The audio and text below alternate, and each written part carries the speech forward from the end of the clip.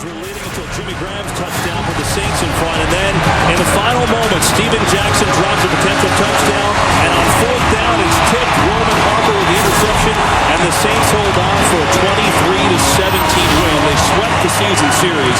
And Sean Payton has dominated this series, but it hasn't always been easy, John. Well, he told us exactly what's on the screen right there. Like any rivalry, these typically go right down to the end. Mike Smith, who's had so much success last year, the first losing season since he got here in 08, but 3-9 against these Saints, who won the toss, and they will receive Tavares Cadet back deep to take it for New Orleans. And it's Matt Bosher, who's got a big leg on kickoffs, third highest touchback percentage in the league. Georgia Dome is rocking and rolling, sold out crowd.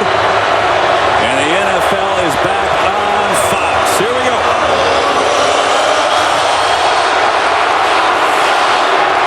And that one is out of the end zone. And so the Saints will come on and start at their own 20 behind Drew Brees, who again has really had his way with the Falcons. 13-3, another 5,000-yard season for Drew last year. Drew Brees didn't want to hear a whole lot about that record, 13-3 against the Atlanta Falcons. You see up front, protected by Terran Armstead. They think they have a star in the making at the left tackle position. The skill players, Mark Ingram had a fantastic preseason. Marcus Colston and Jimmy Graham, his favorite targets.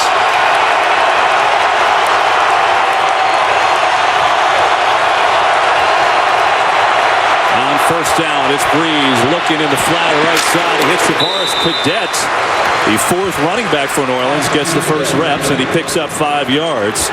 And now the Falcons on defense. They changed to a 3-4, and John, they've added some beef this year. That was a big issue. Well, Paul Soliai and Tyson Jackson will do that. A lot more beef. They think that's going to free up these linebackers. Warlow was a great story as a rookie. The two outside backers, Behrman and Massacroft. A couple of second-year corners, Robert Alford and Trufant. They believe it's the strength of this defense. It's Robert Meacham in motion. And Brees, blitz picked up, bearing it out deep. Brandin Cooks, the rookie, with an electric grab and a Saints first down.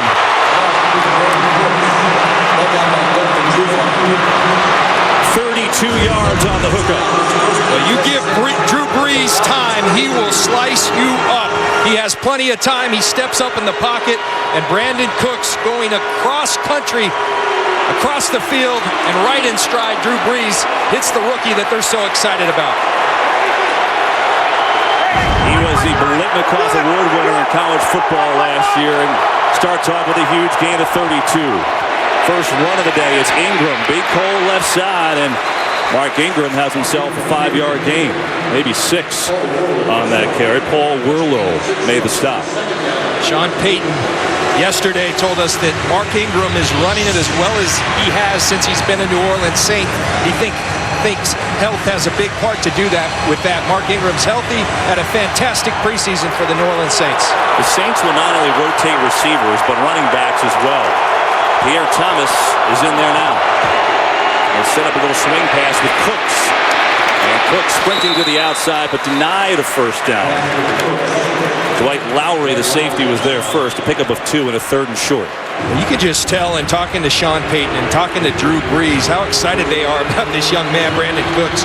Drew Brees says it's actually rejuvenated him. He gets excited by these young guys. He's so used to throwing to Jimmy Graham and Colston, it becomes kind of routine. You bring in a guy like Cooks and the explosion. Drew Brees, a fired-up quarterback for the New Orleans Saints. There's Cooks, bottom of your screen behind Colston. On a 3rd and 2, Brees steps up, and he's got Colston wide open inside the 20.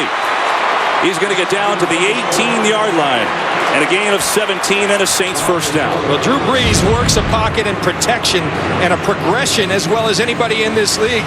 You see as they run this, he can go to his first. It's not there. Over to his second, Marcus Colston in the middle of the field. Again, you give Drew Brees that much time, he'll throw at a high clip and at a very successful rate. Opening drive of the season, 6 play for New Orleans. And on first down, the give to Ingram. Good stiff arm. And Ingram is wrapped up by Lowry after a short gain. Well, John, we talked about this Falcons team trying to get more physical, and pass rush is a question, but run stopping should be better. The beef is there. Yeah, the beef is there. There's no doubt about it. They had Paul Soliai, Tyson Jackson. That's going to be part of this base group, and they feel like they needed that to keep these linebackers free. And they feel like that will help them on third down because they'll get in advantageous third down situations. On second down, Breeze over the middle. There's Jimmy Graham, and we have our first flag. Graham is just inside the 10. Illegal use of the hands to the face. Number 64, offense. 10-yard penalty. Repeat second down. That's on Zach Strief, the right tackle, so that'll nullify a nice game. This was one of the new points of emphasis for the National Football League. You see Zach Strief working right there against Croy Bierman. He takes a forcible blow to the head. They're going to not miss that one. A point of emphasis for the league. Again, going along with player safety issues. They'll move it back to second down and 19. Pierre Thomas in the game. So is Travaris Cadet. And Breeze with time. Going for Graham, who's wide open and couldn't connect.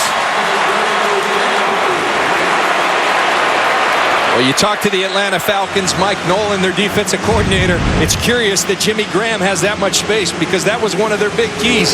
We've got to locate 80 and we've got to cover them. If not with one, with multiple people at most times. Jimmy Graham wide open, a rare Drew Brees misfire. Sean Payton, Pete Carmichael on the right of your screen. He's the offensive coordinator. Third and 19. Three-man rush.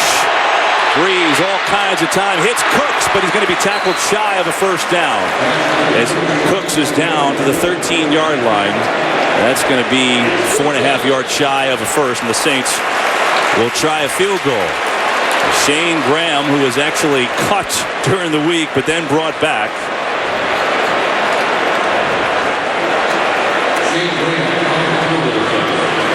This will be a 31-yard attempt. Luke McCown, the quarterback, backup quarterback, is the holder for Graham.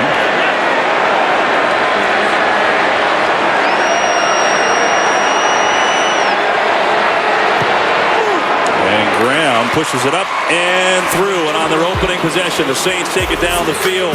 And they get a field goal. 3-0 Saints. Falcons get the ball when we come back. Take a look right here. There's Zach Strief working against Croy Bierman. Zach Strief, this is the penalty that bailed the Atlanta Falcons out. Drew Brees had all day, but the hands to the face put the New Orleans Saints in a 3rd and 19. But I think you've got to be feeling good if you're Sean Payton and the New Orleans Saints because Drew Brees has plenty of time. Meanwhile, Devin Hester, he of the all-time record of return touchdowns, signed to a 3-year deal, will not get a chance to return this one. And so the Falcons will get their first possession of the year on the 20 behind Matt Ryan, who has dominated here at the Georgia Dome. Kevin, I don't know about you, but this guy seemed like an excited guy. And you know why he's excited? He's got his receivers back. He's got Julio Jones. He's got Roddy White. Here's the group that's forged with protecting him. Jake Matthews at the left tackle. You see the great receivers. Harry Douglas emerged last year as a third receiver. And Levine Toilolo is the one who draws the job of trying to replace Tony Gonzalez. Julio Jones out with a broken foot last year. He was on pace for a record year, but they give it to Steven Jackson to start things off, and he has had a hard time getting 1 yard there as the Saints roll over at David Hawthorne on the tackle. This Saints D made an unbelievable leap forward last year. They were historically bad the year before. Look what they did last season. Well, they were good in just about every category, and I think a very good defense. You want to be great, and Rob Ryan knows that the defensive coordinator, you better take the football away. They went and got Jarris Byrd, a ball hawk in the secondary. They think that is going to help them on their way to greatness. That's what they aspire to be. Empty set on second down. Ryan in trouble. Gets it away to Harry Douglas, and Douglas with a short game is only going to pick up 2 yards. Corey White's on the tackle. When you turn on this Saints defense, Kevin, they can flat out get after it up front. You're talking about Cameron Jordan. You're talking about Akeem Hicks, Junior Gillette. He of the new contract. These guys can get after the passer. Matt Ryan's going to have to get the ball out of his hands quickly here tonight. Meanwhile, Devin Hester in the game on offense for the first time for Atlanta. He's at the top of your screen on a 3rd and 6.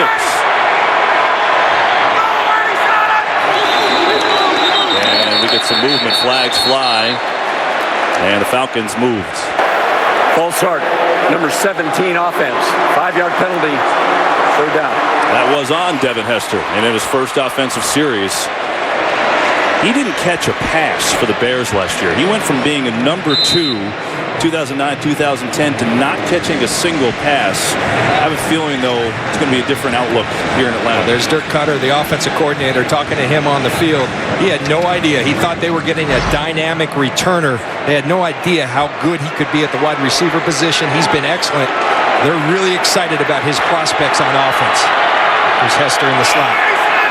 3rd down, 11. 4-man rush, and misses Hester on the cross.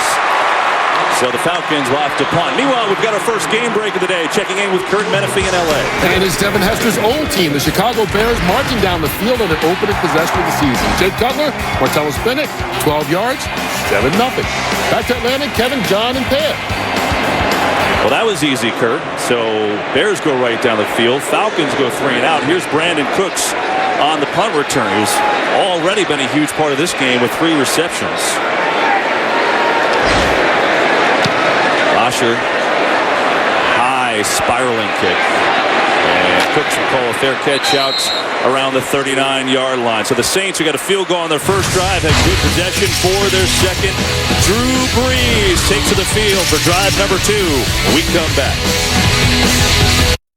It'll be the second drive of the day for the Saints. A couple new coaches for the Falcons. Mike Tice on the offensive line.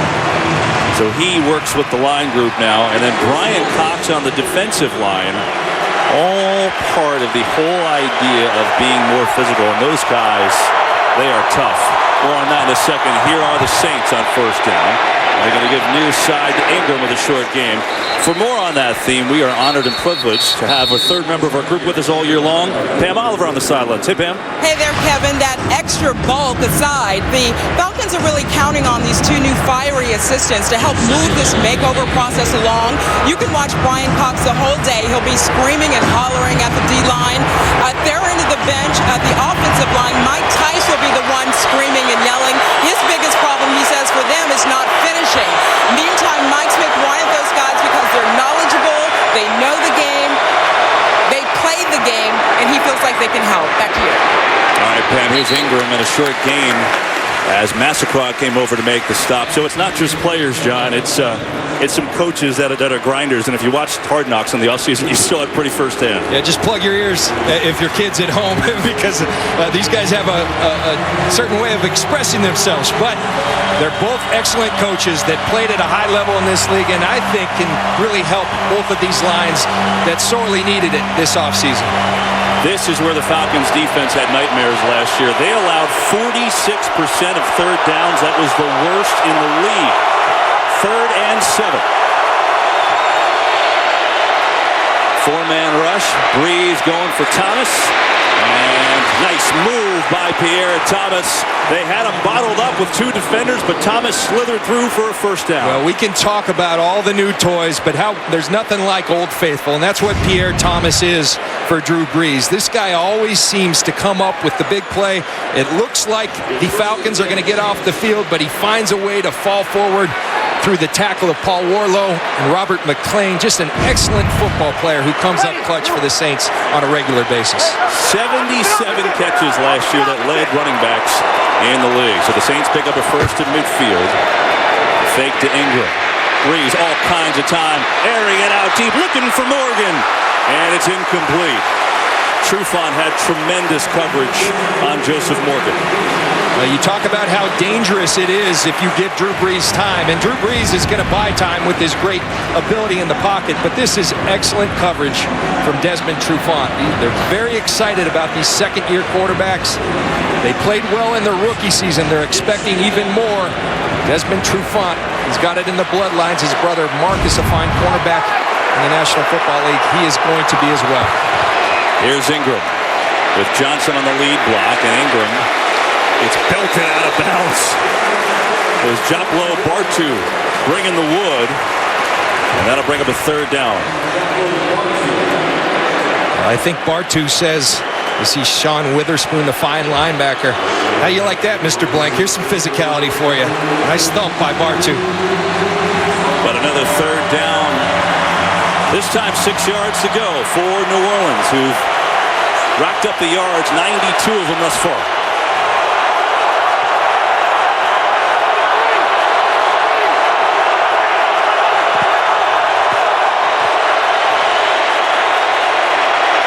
Delayed rush coming from the Falcons. Breeze on the run, and he hits it with Graham for a first down. Well, first of all, there's nobody finer in the pocket in the National Football League than Drew Brees. You watch him buy time, continuing to sidestep, keep his eyes downfield. Jimmy Graham, well covered by Dwight Lowery early, but you give Jimmy Graham that much time, he's going to find separation. And Drew Brees finds his favorite target. There's Mike Nolan, the defensive coordinator for the Atlanta Falcons. And New Orleans is 3 of 4 on third downs. It's Ingram. It was brought down by Worlow. Good tackle, maybe a half yard. And that's about it. This Falcons defense, John, you know, you look at it, they added the beef. Certainly they're better. They've got some good players in the secondary. But they go with 2 undrafted linebackers who kind of came on and played the second half of last year. And they're both kind of grinders. And Worlow's one of them. Well, they got invaluable experience due to injuries last year. And now they can't just be great stories. They got to become valuable players to this defense. We'll see if it happens. Here's Brees, set up the screen, tipped away. They're trying to get it to Thomas there, but the Falcons played it well. Kevin, we saw Mike Nolan, the fine defensive coordinator for the Atlanta Falcons. But in today's football, you better be able to rush the passer. And this is the thing I'm concerned if I'm an Atlanta Falcons fan, the ability to get after the passer. Someone has to emerge as that guy who's going to win on a regular basis this season. 3rd and 10. Delayed blitz picked up. Brees going deep for Morgan again. Knocked away Alford. 2 times terrific coverage on deep balls. That time it's Robert Alford. Well, we already saw Trufant. Here's your other second-year cornerback, Robert Alford. These guys can play. He's going against some speed, and Morgan gets that hand up, plays the ball. An excellent football play by Robert Alford, who can fly at the cornerback position, playing the ball very well right there. And so once again, the Falcons defense bends but does not break. Shane Graham has a 31-yard field goal. This one from 50.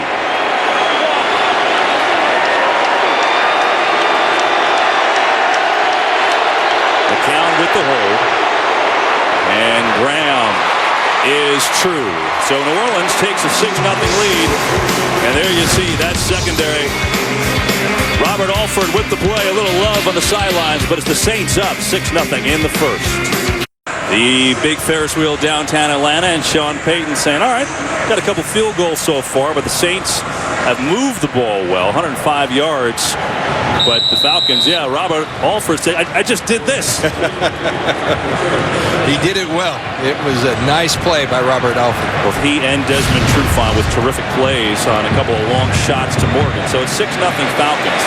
Hester returnable if he wants it. And he'll take it. But Hester is stacked up pretty good up at the 16-yard line. Second possession coming up for the Falcons. They trail the Saints 6-0. 4:34 to go here in the first. Last year, Saints and Falcons, and watch this. Kenny Vaccaro, the rookie safety.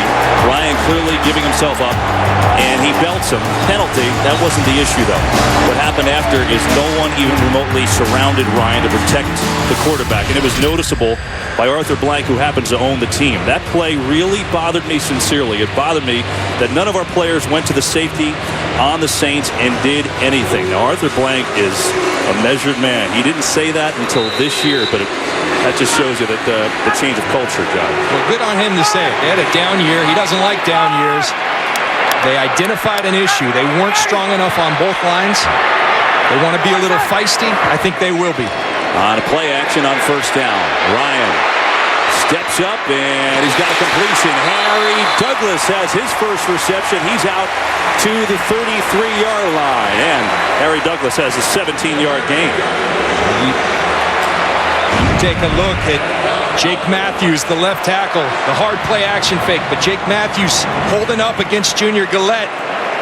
Like Drew Brees, if you give Matt Ryan this much time, he will eat you up. Matt Ryan doing a great job climbing the pocket and finding Harry Douglas. And we get a time on the field.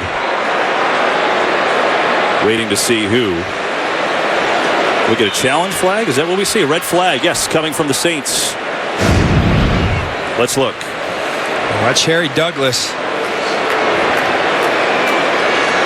Looks like he has a catch, 1 foot Gotta down. Control it though. Second foot not down. Challenging the ruling on the field of a completed pass.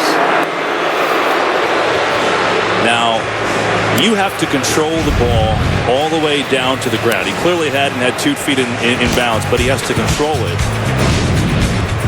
We'll watch again, and we'll make a decision. Challenged by Sean Payton on this Harry Douglas catch. We'll be back. After reviewing the play, the ruling on the field is confirmed. It is a catch. New Orleans will be charged their first time out. Well, that's a good call by Bell Levy. You see the catch by Harry Douglas. You watch the right foot down. Here comes the left. Now look at Sean Payton right here. But what Sean Payton, if you keep running it, what he sees is this left foot eventually come out of bounds. He never saw the foot right there. He saw the foot right here. And interesting how experience is a great teacher. Sean Payton getting the heck out of the way a couple years ago. You know, it really helps out with the Fox Exmo cameras to our aid, because it's not that easy to see, even when you're standing right there. Here's Jackson, who is gang tackled after a short game. Curtis Lofton came in there first and then had a lot of help. Steven Jackson is an interesting case. This is a guy that ran for 1,000 yards 8 years running. He was hurt last year. That was a factor, but wonder what he is going to be this year for these Falcons. And I think it's the big mystery for everyone, including us. You just don't know. I mean, this guy is the NFL active leading rusher, ahead of Adrian Peterson. He's a great football player. He's in his 10th year. What does he have left? We will see. On second down, Ryan gets Roddy White for his first catch, and he's out to midfield. A first down for Atlanta. Meanwhile, while they move the chains, we get an update in the game break from Kurt Menefee. All right, an early upset alert. The Eagles have turned over twice. Jacksonville turned both into touchdowns, each one going to the rookie Allen Hurns from Chad Henne. That one 21 yards out, 14-0. Jacksonville scaring a lot of people in suicide pools today, Kevin and John. Oh, yeah, they are. Wow, that's stunning. 14-0 early. It's Jackson. And he breaks an initial tackle, but is indeed tripped up by Curtis Lofton after a short game. We'll give him 3. One thing in talking to Mike Smith, he said, listen, we aren't going to be a 30 carry a game type team for one back. We're going to be running back by committee. See Jacquizz Rodgers in there right now. They want to get Anton Smith some carries as well. Jacquizz Rodgers right there. Julio Jones, top of your screen. He hasn't caught a ball yet. Ryan looks the other way. It's Levine Toilolo. He's got the grab down to the 40 and a first down. Here we are. We're, 2:28 in the first quarter. And, oh, by the way, the Falcons don't have Tony Gonzalez anymore, John. That's your starting tight end. Well, Levine Toilolo is a guy that they're actually excited. You might think when you go in, they're talking about, oh, what a loss. They're talking about how, listen, Toilolo is going to be a big and integral part of our game plan. They're very excited about his height, his ability to catch the ball. It's Jacquizz Rodgers, his first carry, and Jacquizz is met immediately. Curtis Lofton is in there again. That's just a fine play by Curtis Lofton, the former Atlanta Falcon, playing against his old team in the rivalry. He patrols that middle of the field so well. And this defense is very impressive, Kevin. It starts up front with that front 7, back 4 in the secondary, led by Keenan Lewis at quarterback, and a fine safety tandem with Kenny Vaccaro and now Jarvis Byrd. The 7th play of the drive for Atlanta. Second possession of the game for them. A lot of time. Ryan hits Toilolo wide open, leaping over people to the 25. And so the new Falcons tight end, who's 6'8", by the way, has a 12-yard gain and an Atlanta first down. Well, the pass protection has been excellent. You watch Jake Matthews, the rookie, get a little help from Harry Douglas. The chip, you give Matt Ryan time. He's going to find the open receiver. He finds Toilolo right there for a nice game. Falcons on the drive. Here is Julio Jones sprinting inside the 5. He fumbled, and the Saints recover. Jairus Byrd knocked it away, and Corey White recovered. And Julio thinks he was down. Let's watch Jairus Byrd. They brought him in here to do just that. Create turnovers. That ball's out. Excellent football play by Jairus Byrd. Getting his hand on that ball. See that right hand? That ball's loose right there. That's going to be New Orleans Saints ball. You say Julio Jones still has it, but the ball is loose. And a heck of a play by Jairus Byrd. The acquisition paying dividends right away for the New Orleans Saints.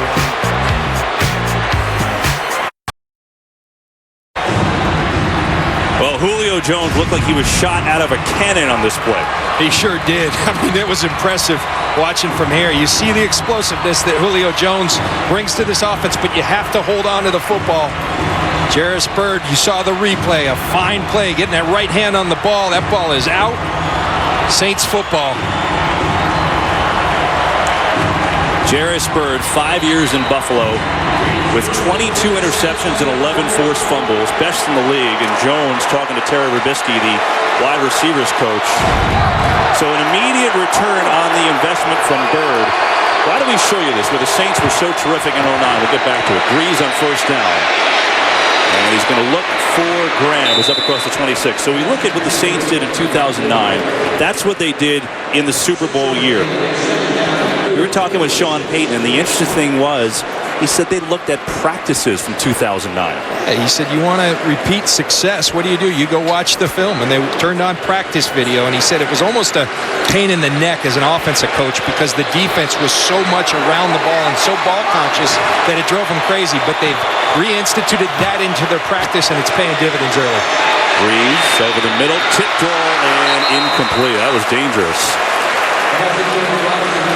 That'll bring up a third down and short. Yeah, I found that fascinating that he would look at practices from 2009 as the defense did everything right but turn the ball over. And so they bring in the safety and Byrd from Buffalo, who all he did in his career was create turnovers, and it works already. Yeah, you can watch all the practices you want, but bringing in a guy like Jairus Byrd, that's how you get results. And I said it earlier, they want to become a great defense. You have to take the ball away. Good start for the Saints.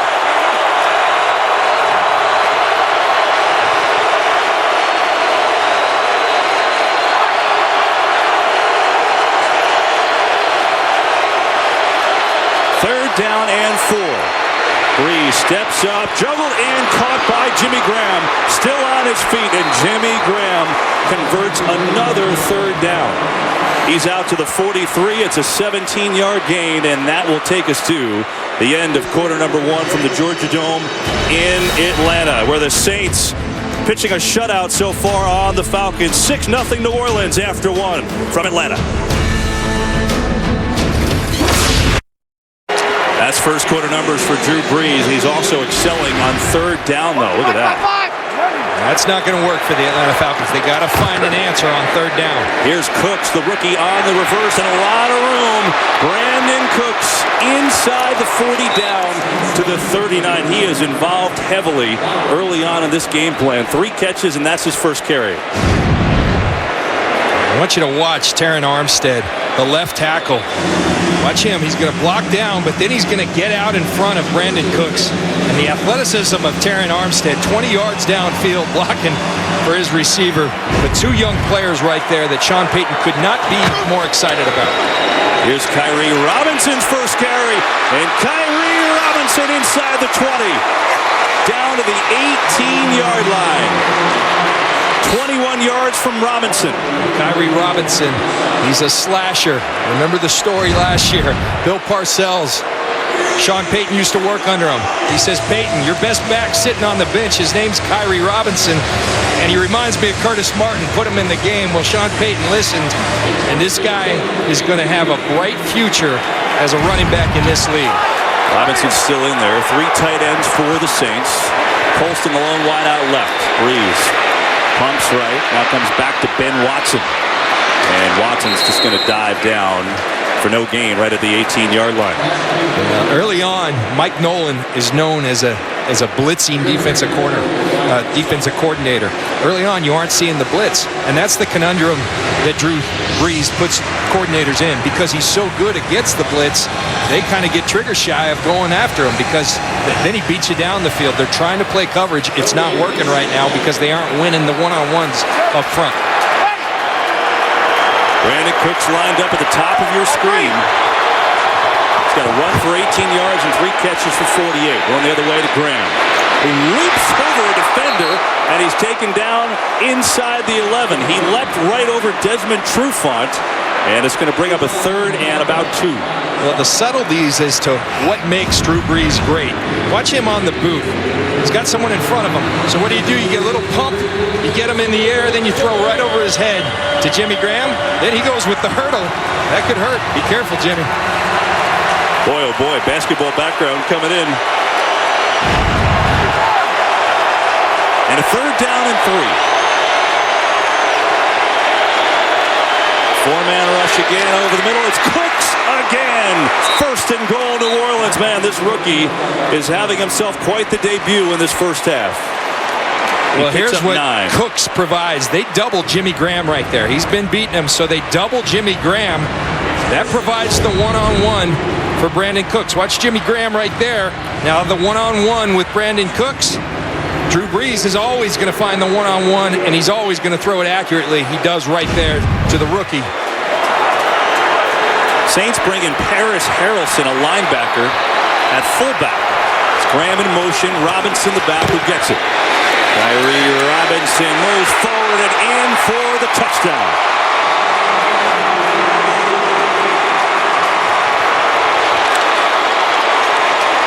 And it's 12-0 Saints. Just like that, they convert the turnover into a score. And that's Jarris Bird's touchdown right there. Off the turnover, Kyrie Robinson runs it in. They give that one to Jarris Bird. Sean Payton very happy to have Kyrie Robinson, but even more happy to have Jarris Bird on his roster, because that's the missing link on this defense to take them from very good defense to a great defense. What a huge turn of events. So Julio Jones fumbles, the Saints recover in the end zone, and then New Orleans goes 80 yards to convert, and they've got themselves a 13-0 lead. So it looked like the Falcons were going to take the lead, but then Jarris Bird said, the big hit, the forced fumble, and then the Saints go 80 for 6, and it's 13-0 New Orleans in the second.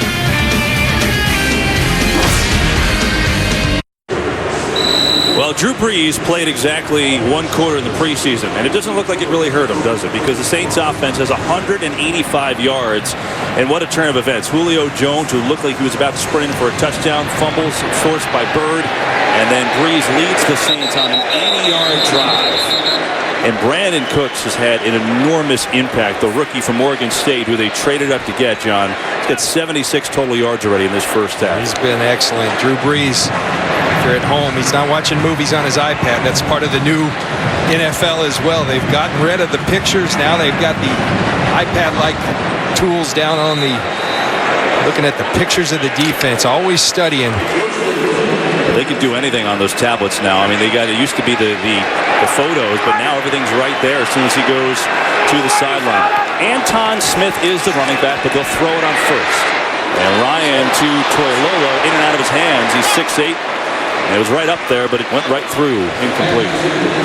Well, in the Atlanta Falcons, it's becoming quite apparent. Drew Brees in this offense for the Saints are going to be hard to stop. So they're going to have to score, and not just field goals, they're going to have to score touchdowns to keep pace with this New Orleans Saints. Matt Ryan's got to get this team going. They go 4 wide on this play. On second down, it's Smith. And he's just got nowhere to go. Give him a yard. This Saints defense, so stout last year, number 4th overall in the league, now creates a 3rd and long. Well, you look at their defensive line that Rob Ryan has working for him. Guys like Akeem Hicks, Cameron Jordan, Junior Gillette. Really a strength of this team, and I love that they have versatility. They've got beef They've got athleticism. They got speed. They've got everything you want on the front to become a dominant unit.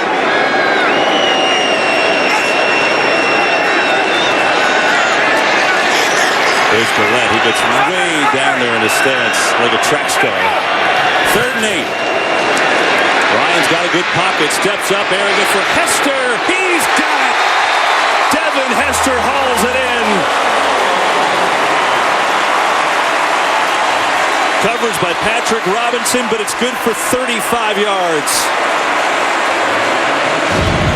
It all starts with protection. Watch Jake Matthews. This is a rookie going against the likes of Curtis Lofton and holding up extremely well. That gives Matt Ryan the time.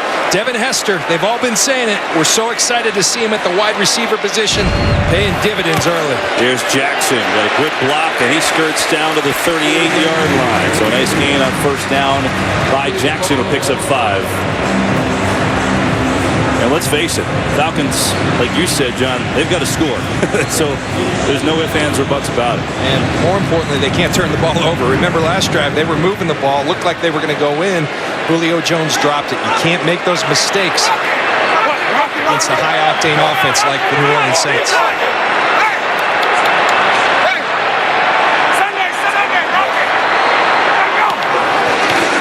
2nd and 5. Ryan, and he's got Harry Douglas, and he's got it down to the 22-yard line. It's a gain of 16, and another Atlanta first. Well, if there's a silver lining of Julio Jones and Roddy White battling injuries last year, it was that Harry Douglas had to become the number 1. Harry Douglas did, and now gives you a great option as a 3rd receiver, but it looks like this is coming back, Kevin. Yeah, we had a late flag. That was real late, John, because I got to tell you, after Ryan released it, that flag was not on the ground. But it's coming back. It was a hold. I did not see who it was on. Let's see if Bill Levy will tell us. I guess maybe the mic wasn't working. That was strange. So we don't know what it was on. Didn't see it. Mic didn't work to announce it. But it nullifies a nice gain for Atlanta. And it's a 2nd and 15 now. Another flag. Here's Jackson on the draw. He's got a good run. Steven Jackson muscles his way down to the 31. It would be a first, but there's a flag.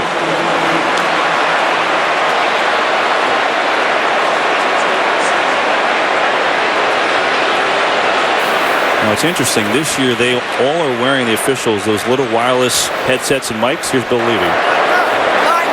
Offside. Number 93 defense lined up in the neutral zone. Penalty is declined. 1st down.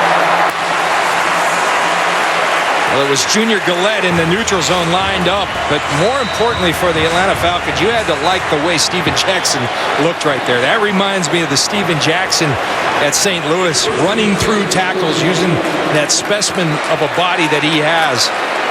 Good sign for Steven Jackson and the Atlanta Falcons, the way he looked on that run. The Falcons average nearly 10 penalties a game in the preseason. That time it goes against New Orleans. Here's Smith who gets the call. And Anton Smith down to the 26. He's going to pick up 5 yards. This guy that's kind of working his way into the rotation. He's been a great special teams player, but he had 2 long touchdown runs in December, and Mike Smith says, hey, he's going to get a chance. That's something Mike Smith, after going 4-12, they let the team know, we don't care where you were drafted, at what position, if you were a high-price free agent, we're going to play the best players. Anton Smith is one of those guys who impressed the coaches enough that they're giving him a chance in the lineup. Free agent out of Florida State back in 2009. Pressure comes. Ryan eludes. And Ryan's going to run and dive forward. Going to be about a yard shy of a 1st down.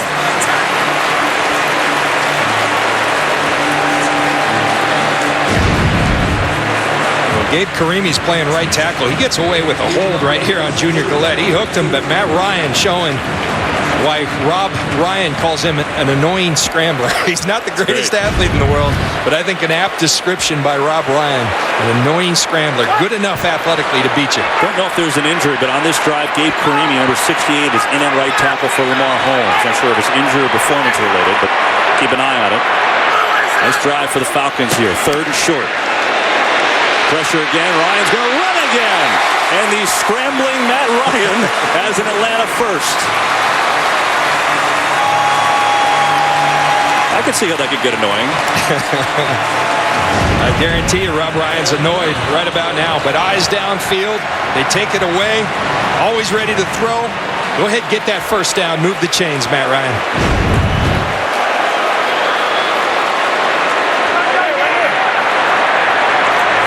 So first down for the Falcons at the 20, 9th play of this drive. They'll swing it out to Jackson. And he had one nice move, but then Junior Gillette came on and made a great tackle. Well, look, if they list him as an outside linebacker, he's a defensive end. He's a pass rusher. But watch Gillette right there. And this type of tackle in space, unbelievable. Steven Jackson in space. Maybe that's why he got rewarded with that big, nice new contract this week. Yeah, 4-year, $41 million deal for Gillette. He came over to this country from Haiti and said it was the best day of his life. Good for him, playing like he earned it last year. 2nd and 10.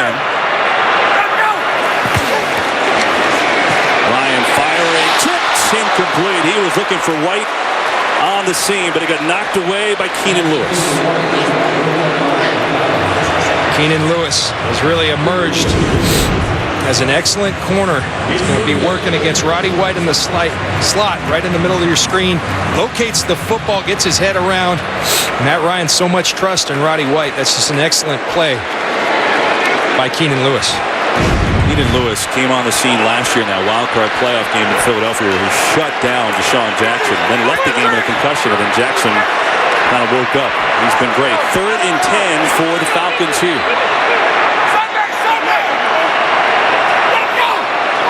And Falcons moved, I believe.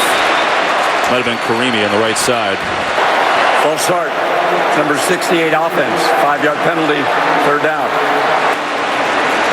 It was Gabe Karimi, and that'll make it 3rd and 15.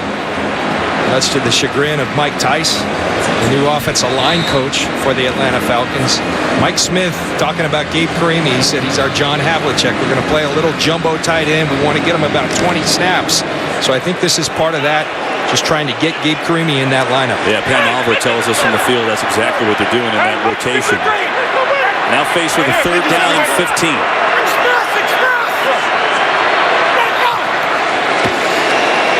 Three-man rush. Ryan's got all kinds of time. Still looking, drilled, and incomplete. Harry Douglas wants a flag, and we get a late flag coming in.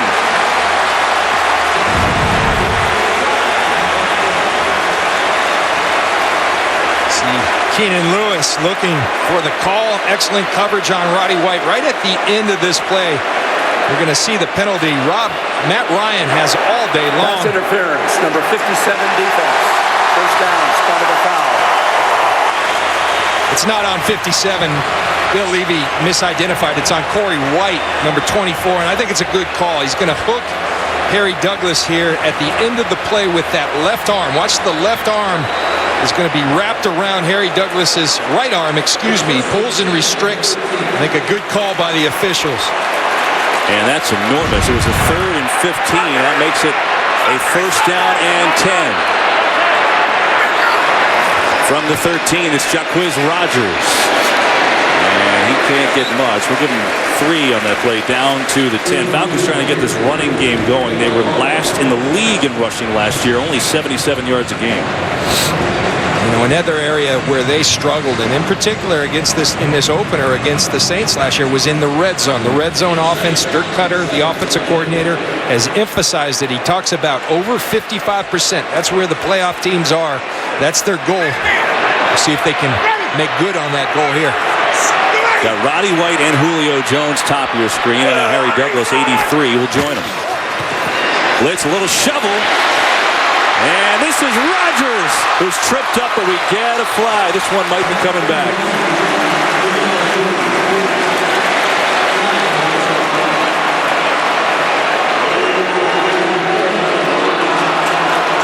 10-yard penalty. Repeat 2nd down. Bill Levy's having some issues with that mic, so we apologize for that.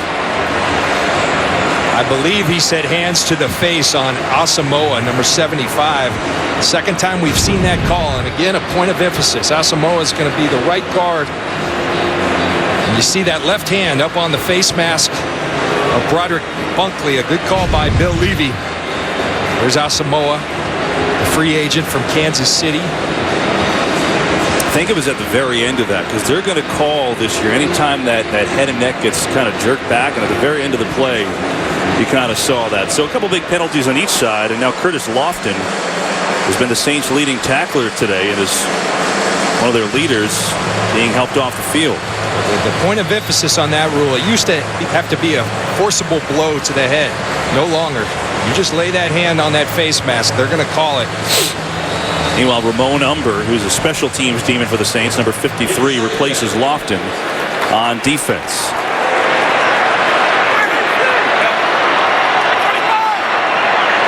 Second and 17.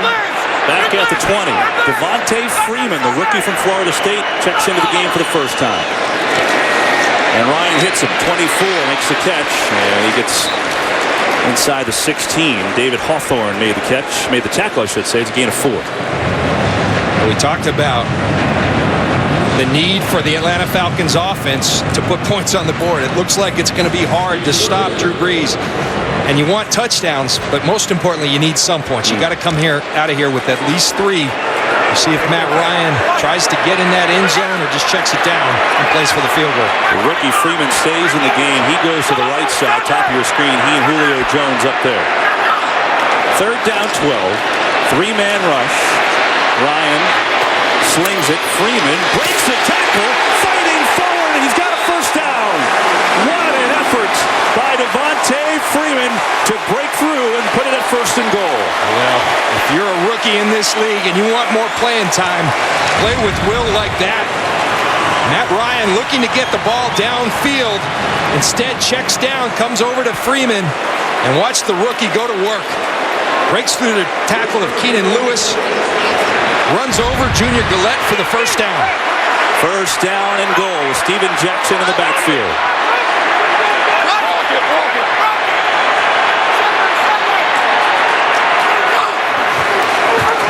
Ryan looking for right. Touchdown.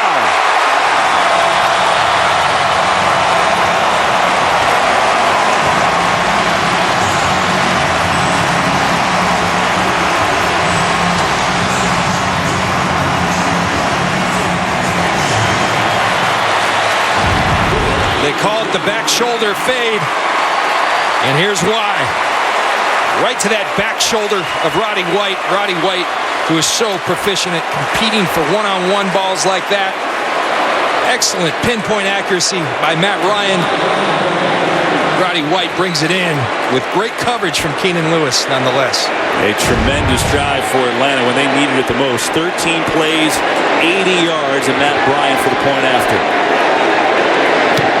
He's got it up and through, and we got a game here at the Georgia Dome. Big drive and a response from Matt Ryan and the Falcons, and he got a humongous contribution from the rookie Devontae Freeman. Well done, Rook. It's 13-7, New Orleans in front. That's a shot of Steve Bartkowski, and with that last touchdown pass that Matt Ryan throws, he ties him for the franchise record. Look at that. I mean, here he is, Matt Ryan in his 7th year, and he's already got records in every single category in the Falcons media guide. An impressive drive by Matt Ryan and the Atlanta Falcons. Lasher will kick it off, Travaris Cadet, and he will take it and take a knee. And so the Saints will start on their 20. But it's 13-7, they lead, but the Falcons back in it. 2 big plays. Corey White on 3rd and 15 with pass interference. And then another 3rd and long, and the rookie Devontae Freeman breaks a tackle, powers forward, and that sets up a 1st and goal.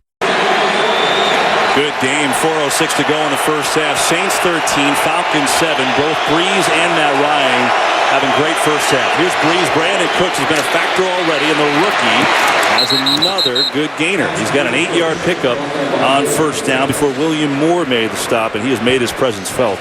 It's pretty clear that Sean Payton and Drew Brees have a new toy, and they're going to utilize it. Brandin Cooks, an excellent receiver, and they've all raved about not only his ability, but also his smarts. He picked up on this system so quickly. Went to Oregon State. They're on the quarter system. He missed a lot of the offseason, but right away picked up on it. called him a functional learner. Looks like he's learned it quite well.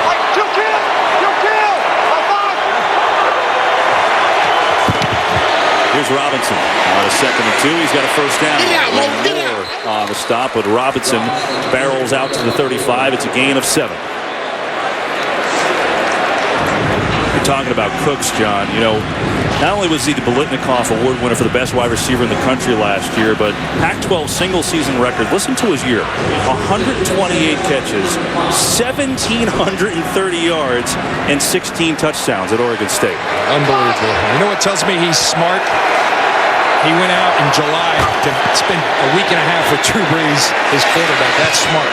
Meanwhile, Robinson out to the 40. He's got a gain of 5. We've got ourselves a game break. Joe Klatt, take it away.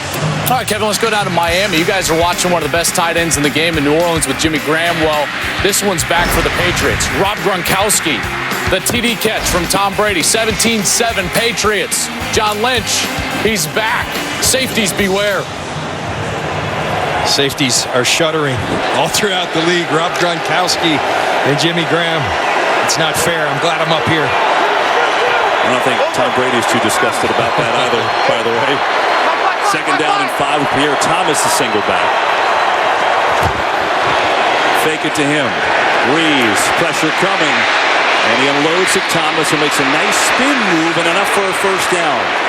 Dwight Lowry on the tackle, but Thomas, who's so good at catching the football out of the backfield, has a first down, and that should take us to the 2-minute warning. A 7-yard gain and a first down for New Orleans. They've got the 13-7 lead. 2 minutes to go, first half. All season long, go to iTunes.com/NFL. 13-7, Saints lead the Falcons. 2 minutes to go, Saints football. They've got 2 timeouts at their disposal. The give inside, and it's Thomas with a big run down inside the 41 to Atlanta territory. And they'll move the chains. Just a massive hole. Just watch it. Pretty pictures. Sit back. And that is a giant hole, and Pierre Thomas, the trusty veteran, going to find the right place to run every time. Brandin Cooks, bottom of your screen. He's got 65 yards receiving and an 18-yard run so far.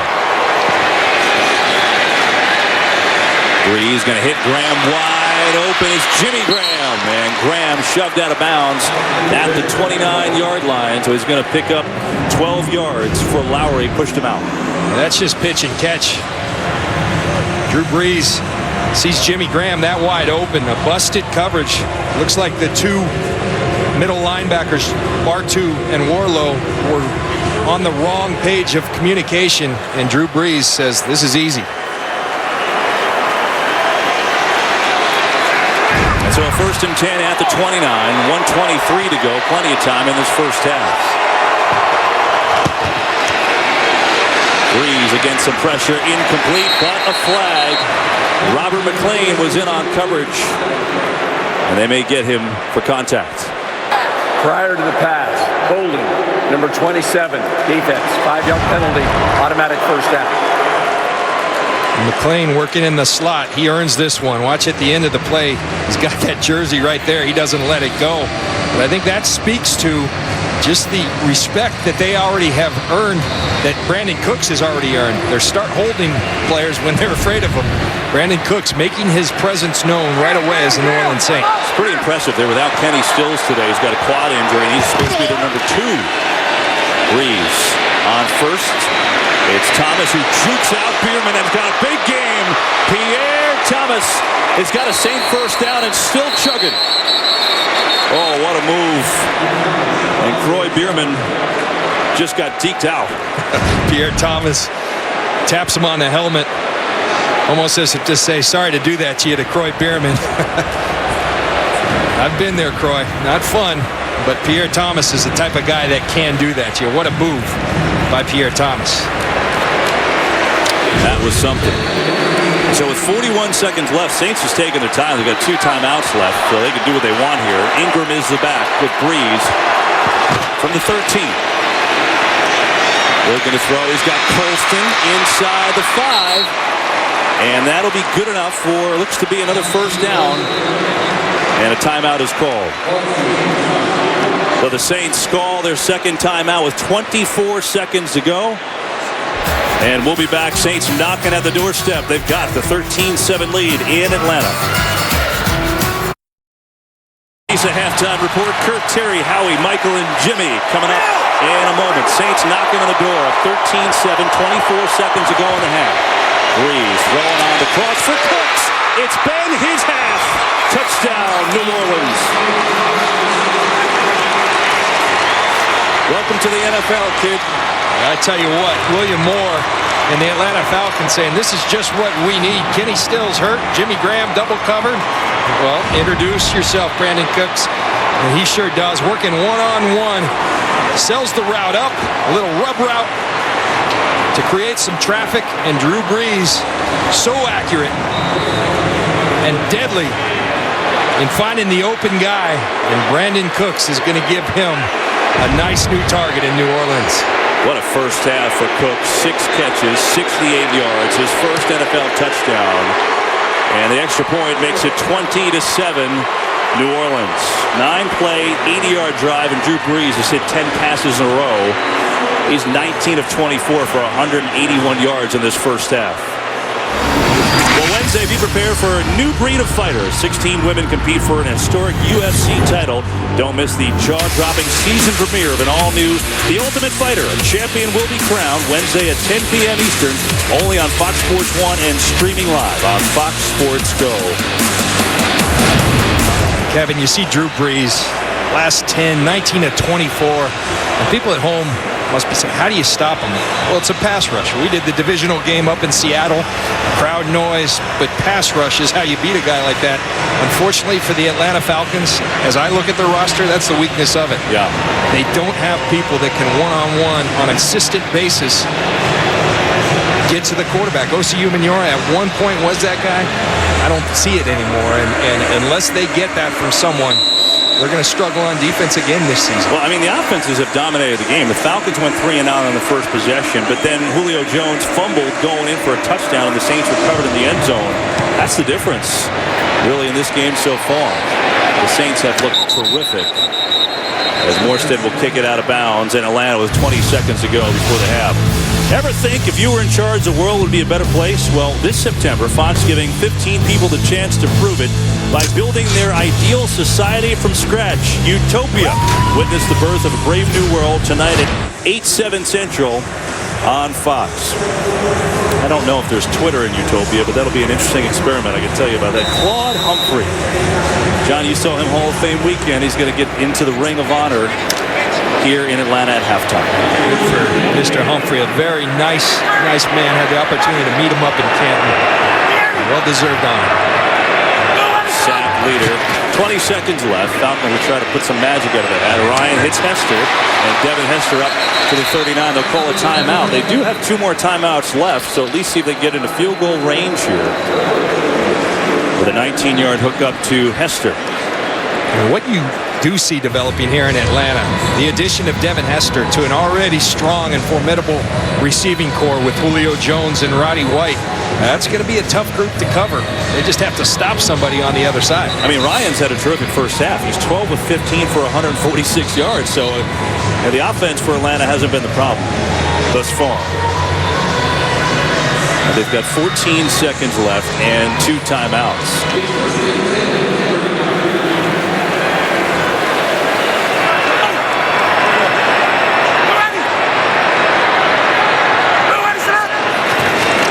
Four-man rush.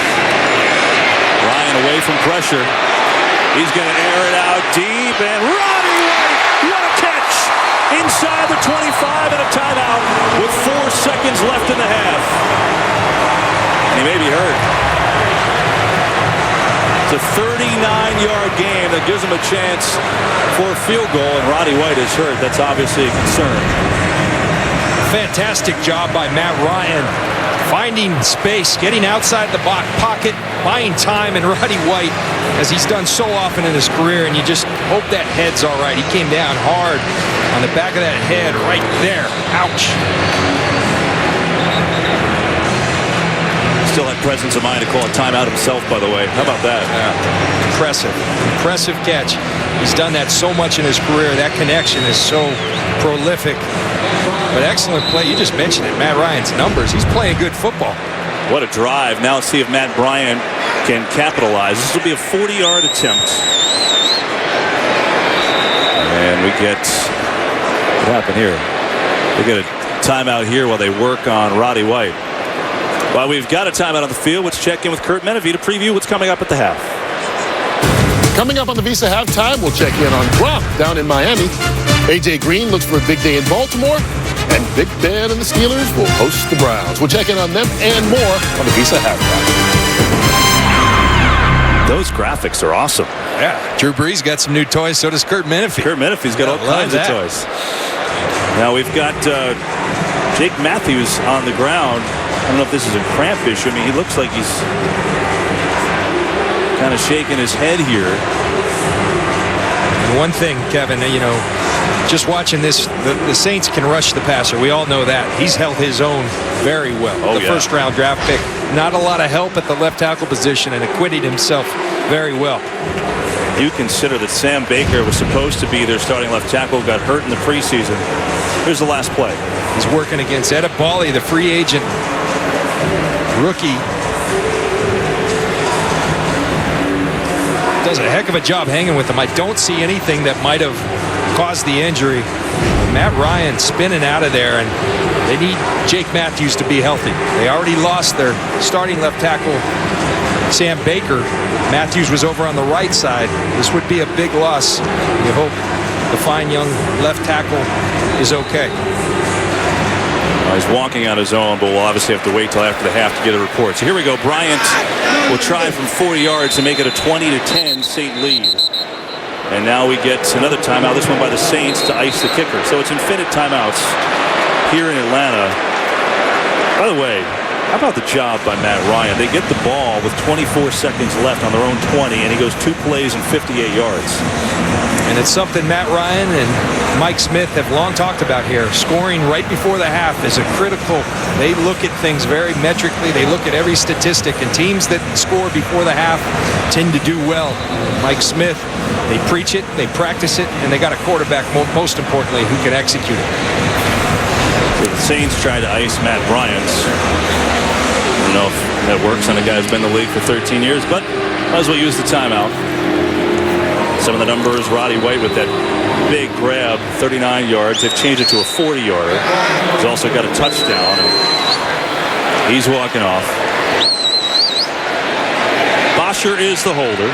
Josh Harris, the long snapper. Here's Bryant's field goal try from 40, and it's right down the middle. And so the Falcons steal 3 points. What a job by Matt Ryan, the Falcons. After the Saints scored a touchdown, they left them 24 seconds left, and then boom, they go down the field and make it a 10-point game. So that's the break. It's the Saints 20. It's the Falcons 10, and still Drew Brees trying to look at film, even though he's had a half where he's thrown for 181 yards. It never stopped for the greats, and a great half for both Brees and Matt Ryan. 181 for Brees, 185 for Ryan. A lot of offense in this one, but at the break, it's the Saints 20 and the Falcons 10. Let's now check in with Curt Menefee in L.A. The Via halftime report starts right now. We are back to football as we get set for quarter number 3 from the Georgia Dome in Atlanta. Saints 20, Falcons 10. Tons of offense in this game. We take a look at the Nissan performance. That excites. Well, those two from the quarterbacks, I think that excites everybody. That's unbelievable, John. Both guys around 80%.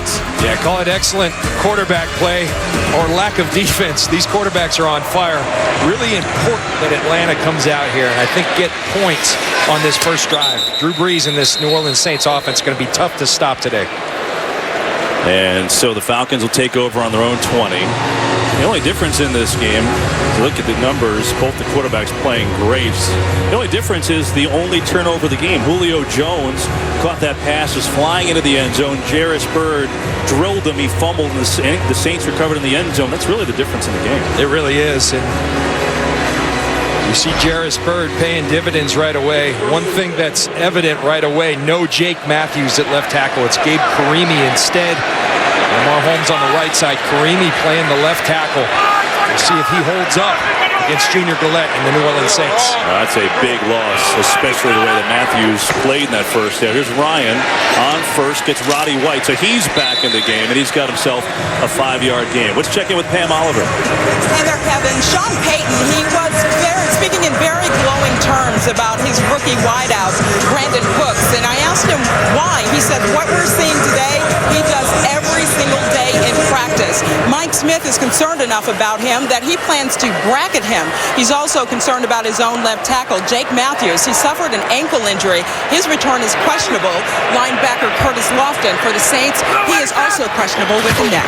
All right, Pam, thanks. Here comes Cam Jordan. Ryan gets out of the sack, throws on the run again, and hits again. Julio Jones. And Ryan, we've seen use of his legs today. It's got a couple first downs, and then this. Well, the way he's buying time, you're going to watch Cameron Jordan working against Lamar Holmes and beat him. But look at Matt Ryan, tuck in, work towards the sidelines, eyes downfield, and throw a strike to Julio Jones. That's just excellent quarterbacking by Matt Ryan. That's a second catch for Jones. First one since that fumble. Good for 20 yards and a first down. Here's Steven Jackson. Jackson fighting forward to get to midfield. He's got a gain of 4. And so there's Jake Matthews, who, look, without looking at film, you don't know, but from what we've seen, he looked like he had a great first half. And it's got to be killing him to sit and watch, see if he can get back in the game. Oh, he's a fine player, and I thought he had an excellent first half. You're going against some grown men on this Saints defensive front. Junior Gillette, Akeem Hicks, Cameron Jordan. He held up very, very well.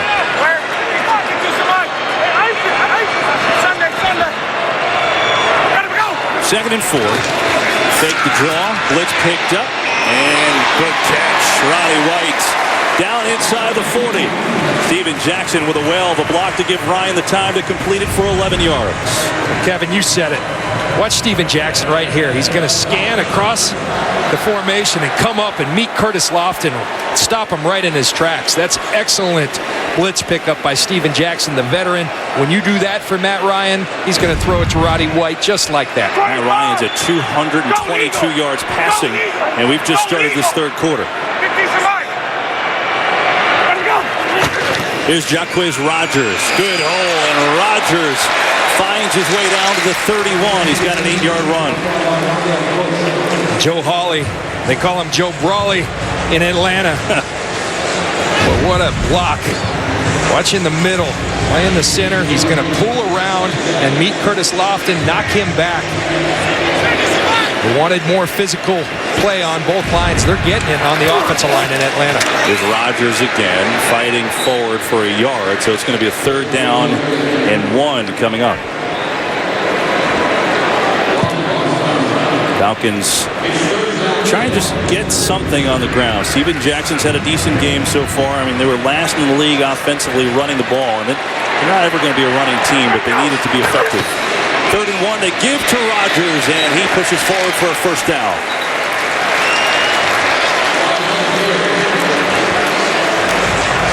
Interesting little sequence right there. Dirk Cutter was trying to get Steven Jackson, the bigger back, in for the 3rd and 1. Matt Ryan went up tempo, kind of waved Steven Jackson off to the sidelines. They were fortunate to get that first down. Now Steven Jackson enters the game. Always looks good when it works, John, doesn't it? And another first down for Atlanta at the 28.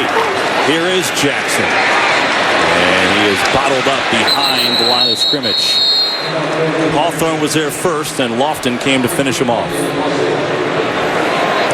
I mentioned it. It looks like the Falcons defensively are going to really struggle to stop Drew Brees and company. So points are absolutely critical right here for Matt Ryan and the Atlanta Falcons. Protecting the football as well.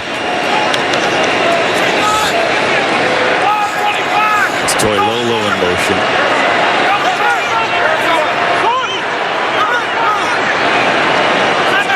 Julio Jones, top of your screen. Second down, Ryan overthrows Steven Jackson. He hasn't missed many today, but he was long on that pass. And not to make excuses for Matt Ryan, you just have to wonder, Steven Jackson hurt throughout training camp, hasn't been on the practice field a lot. That's the little things, knowing exactly where someone's gonna be on the field, that timing that you can only get through time on task. Matt Ryan and Steven Jackson have not had that luxury this offseason. See, that's only the 4th incomplete pass of the day, and now a 3rd down and 10. Steven Jackson goes way to the top of your screen, lined up as a wideout. Blitz coming. Ryan sees, throws. It's Jones! Julio Jones! 1st and goal! That's a treat for Jones. There was a lot going on up front, but what Matt Ryan saw was one-on-one Julio Jones on Patrick Robinson. He'll take that matchup all day long. Julio Jones said the other day, "Can't nobody check me." And I believe you, Julio. Great protection up front. Enough time for Matt Ryan to find Julio Jones on the connection. They beat Robinson. It's a 1st and goal from the 1.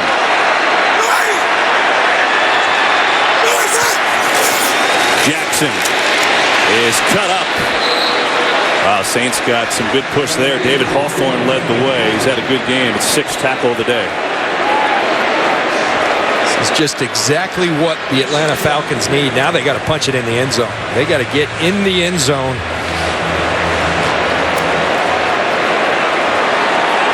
Falcons bring on Peter Kahns as an extra lineman. Bear Pasco an extra tight end. Jumbo package. Fake to Jackson. Ryan, touchdown. Levine Toilolo.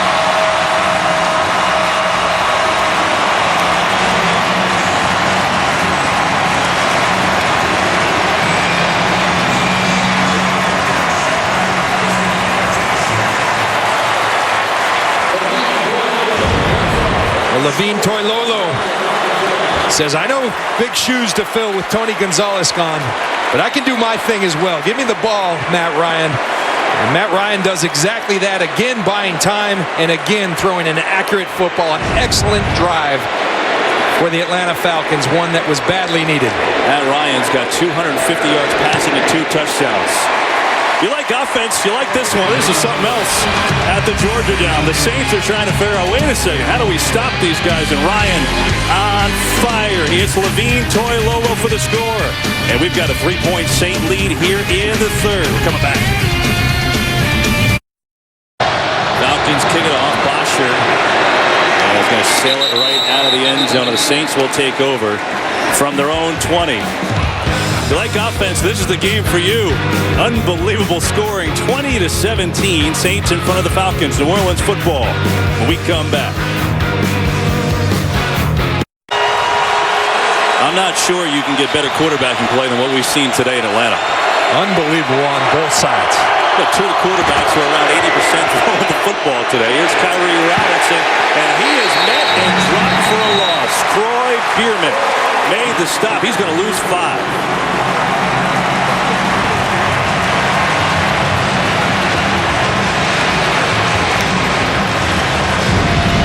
I want you to watch in the middle right here. They went and tried to beef up. You saw the average weight.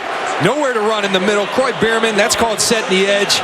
Disengaging your man and then making the tackle. Excellent run defense by the Atlanta Falcons. Now let's see if they can mount a pass rush. Right. I mean, they haven't been able to stop the Saints.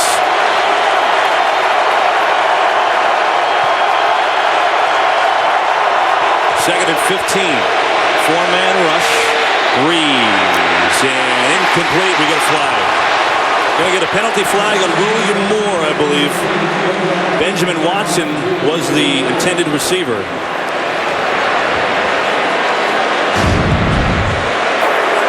Pass interference. Number 25 defense. 1st down, spot of a foul. See William Moore, I think the biggest mistake. Now, the referees aren't supposed to look at this, but it's just human nature. You turn your head, they don't call the PI. But the natural reaction, you don't turn your head, they seek any contact, they're going to call it. William Moore just turns his head. He actually had really good coverage right there. He did. But just to turn that neck around, he wouldn't get the call, but he didn't do that. They don't have a rule in the book of face guarding, John, but it just looks bad. It influences the referee. When you're looking at it in real time, and Morgan with a drop. McLean was the closest defender.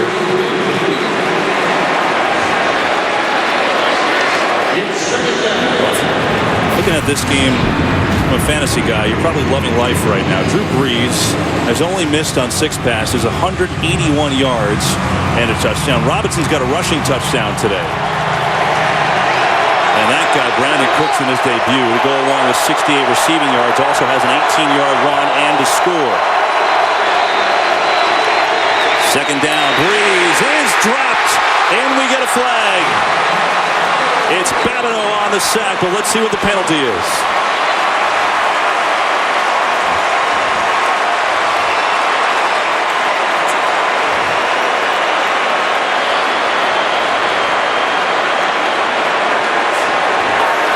Illegal use of the hands in the face, number 27 defense.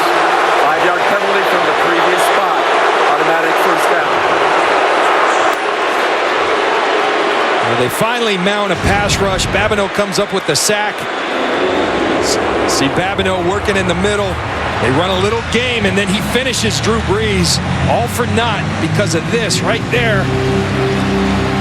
Hard to see, but you see the hands to the face. And again, a point of emphasis. Doesn't look like much. That's really difficult on a NFL defensive back, but that's what they've asked the officials to call. So 2 big penalties and a fake on first down. And Brees going to unload, looking for Meacham. Incomplete. Well, 3 times Drew Brees has gone deep, and 3 times the Falcon corners have made great plays. That time, Trufant. Yeah, but you wonder if Brandin Cooks went into that locker room and got after this D-line, because Drew Brees was hit again. Desmond Trufant doing an excellent job closing on Robert Meacham. But Drew Brees getting hit now for the first time in the game, dropping back to pass.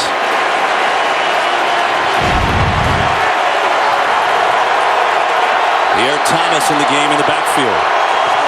On a 2nd and 10, here is Thomas. And Thomas going to pick up 2. And that'll bring him a 3rd down. And each team on 3rd down has been off the charts. The Saints have converted 5 of 7 here today.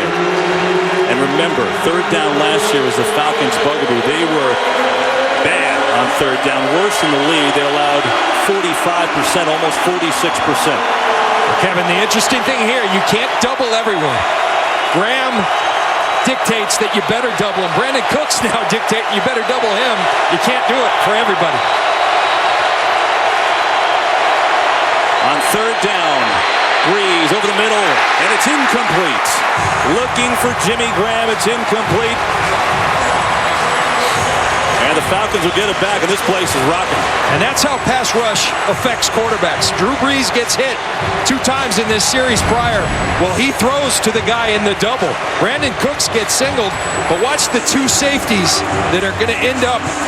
There's Lowry, there's William Moore. They're doubling Jimmy Graham. Brandin Cooks had the single. Drew Brees doesn't locate it because he was under duress. And now the game's greatest returner, Devin Hester, will have a chance to return a punt. Morstead to punt it away. From the 14. Good coverage by New Orleans. Terrific coverage. Josh Hill, the 3rd tight end, made that tackle, but a 5-1 hang time on the punt. 43 yards, and the Falcons take over. Brees, little conversation with Jimmy Graham. 3-point Saints lead.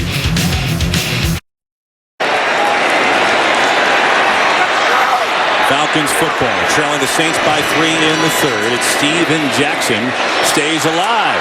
Steven Jackson, he's got a good-looking run and a first down. And boy, Kevin, if they can get that kind of consistent effort from Steven Jackson, you look outside, you've got Julio Jones, you've got Roddy White, you've got Devin Hester, and you add this to the equation, that's tough to defend. Steven Jackson running with conviction. Not like an old man on his way out. Not at all. Again, he was hurt last year, had a hamstring issue early in camp. But Jackson's had a nice day, 9 carries, 45 yards. Ryan has time, going deep. Harry Douglas had his fingertips on it, but it's incomplete. Would have been a heck of a catch. It was Corey White and Patrick Robinson on him like glue.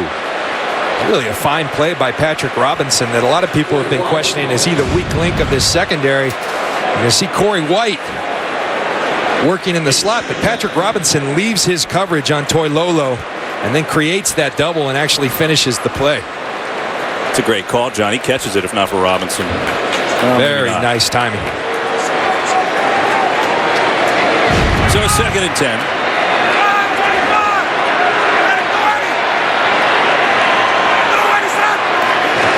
Four-man rush. And he's got time incomplete. He's looking for Jackson.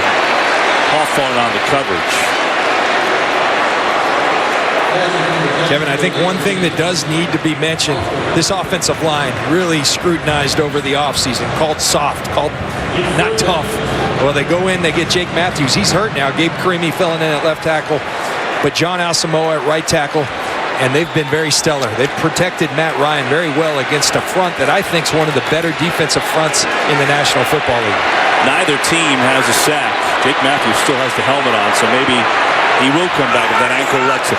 3rd and 10. Pressure coming. Ryan. A run. Matt Ryan with his legs. Where did he go out? Oh, he went out a yard shy. Unbelievable. We've seen Ryan using his legs effectively, but hang on, hang on.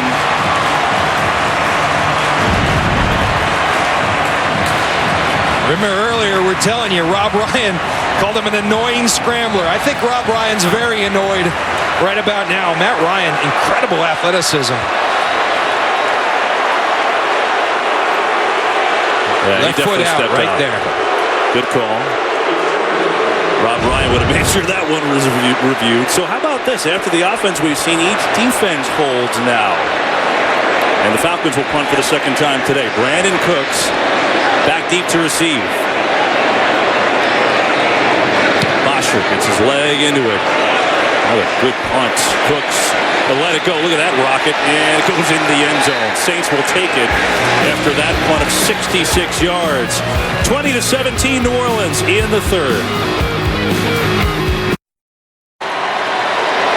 Well, there's not just offense in this game, but as you see, the Falcons have done it too. The Saints have gone the length of the field pretty much for their points. Last time, the first time they punted all day long, but then their defense held, and so here we go. 20-17 New Orleans.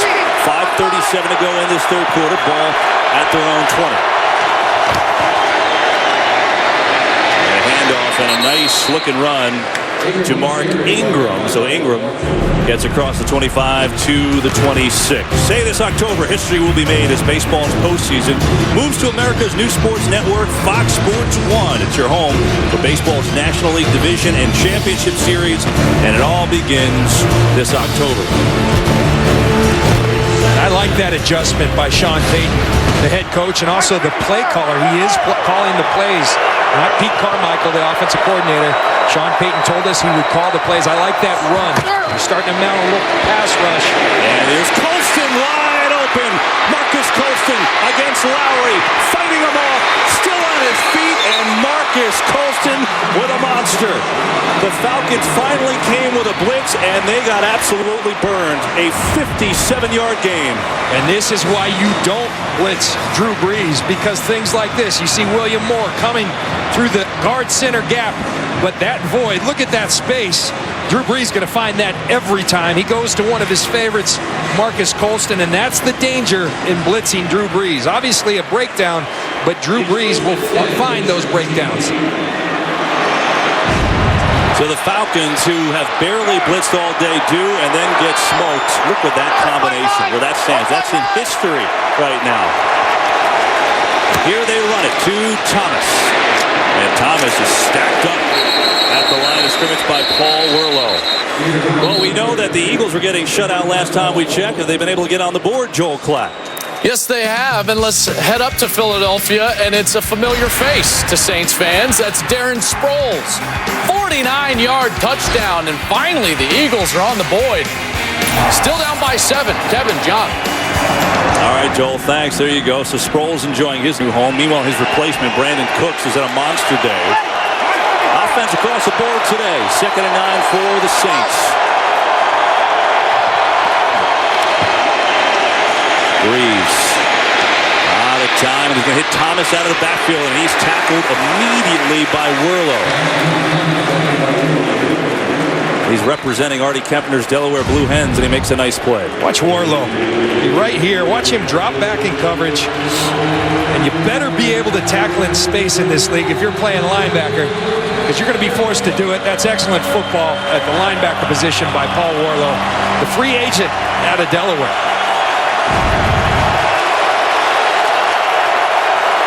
Third down and 7.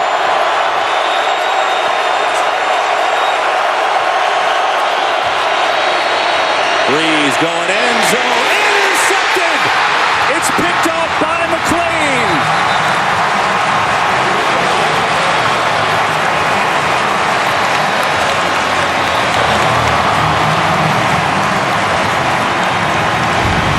Robert McClain has had his hands full with Brandin Cooks the entire game. You see the coverage outside. But McClain, with help from William Moore, brings in the interception. Falcons starting to play some deep. 20-17 Saints. The last 2 years, Drew Brees threw 1 interception in the red zone. He just threw a big one to that man, Robert McClain. Look at a stat by Jeff Nelson up the middle. It is Devontae Freeman gets his first carry. Got a big catch in the first half to set up the Falcons touchdown, and now Breeze looking at the tablet. I think the Falcons D showing some mettle. Tired of being the whipping boy all day, and it's tough against Drew Brees and the weapons he has, but they have stepped up. They've started to hit him a little bit and then made the big play. Robert McClain picking him off in the end zone.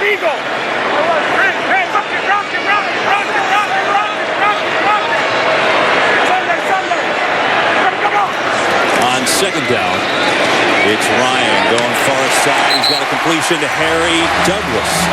He's out to the 34. That's a gain of 9 and a first down. We talk about New Orleans offense so much. This Matt Ryan-led Atlanta Falcons offense, they're going to be tough to stop. The weapons they have outside. Julio Jones, the number 1, Roddy White, Harry Douglas, and Devin Hester. That's a tough group.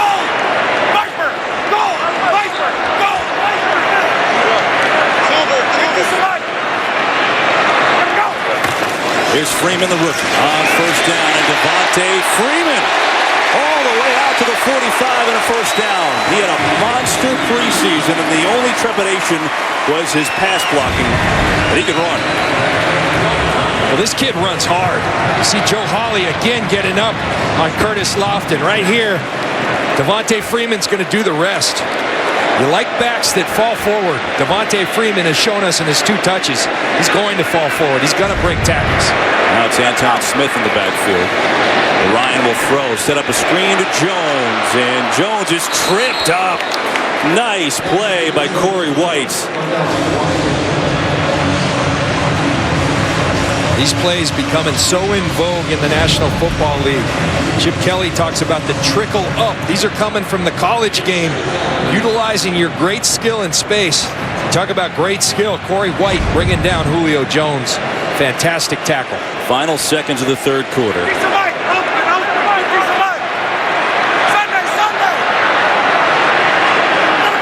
Second and 9. Ryan throws to Anton. Look at the move. Anton Smith. Touchdown.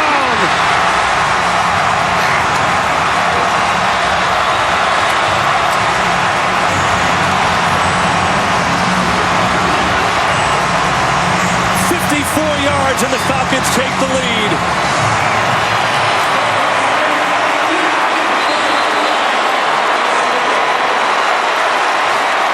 Matt Ryan and Mike Smith said this young man just willed his way into the lineup. Last December it started against Buffalo. Every time he touched the ball, Mike Smith said something good would happen. It carried over through training camp. He's found a way into the rotation. And boy, did he will that touchdown. Short catch and takes it the distance.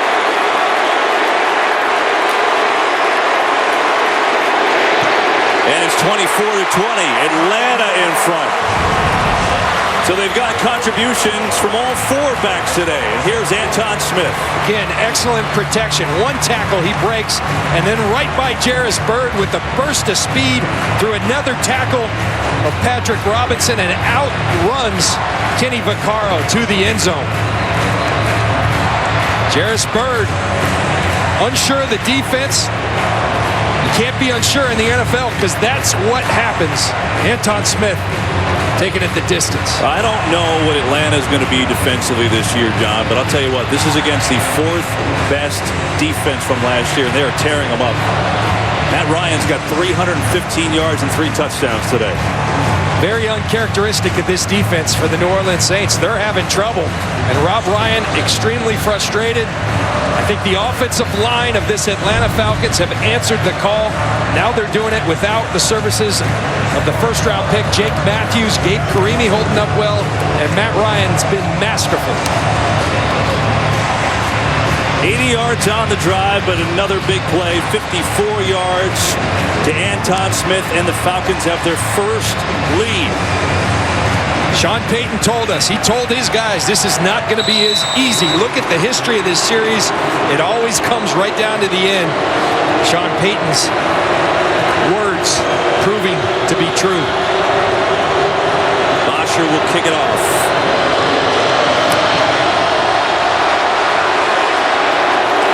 And it's out of the end zone. Well, we told you how Drew Brees and Sean Payton have dominated the Falcons in this rivalry. 12-2, but all of these games have been close, and there's your evidence. 6 points or less. John, I go back to the end of the half. The Saints scored. They looked like they were about to go nuts and go off, and then in 2 plays, Matt Ryan drove them down for a field goal at the final seconds to make it 20-10, and I feel like they built on that. I think that was critical, and then I think the opening drive coming out, because it looked like it was going to be hard to stop Drew Brees. They came out, long drive, they punched it in for a touchdown. Now the defense has come alive. Here's Mark Ingram. Up the middle and not much there. Paul Worlow and Troy Bierman on the stop. They talk about this added beef to stop the run game. They were awful at defending the run last year. Second to last in the NFL. The run defense has improved. Well, that'll take us to the end of quarter number 3. What a game! Rob Ryan trying to find some answers because Matt Ryan on fire, and Atlanta has their first lead at the end of 3, 24-20.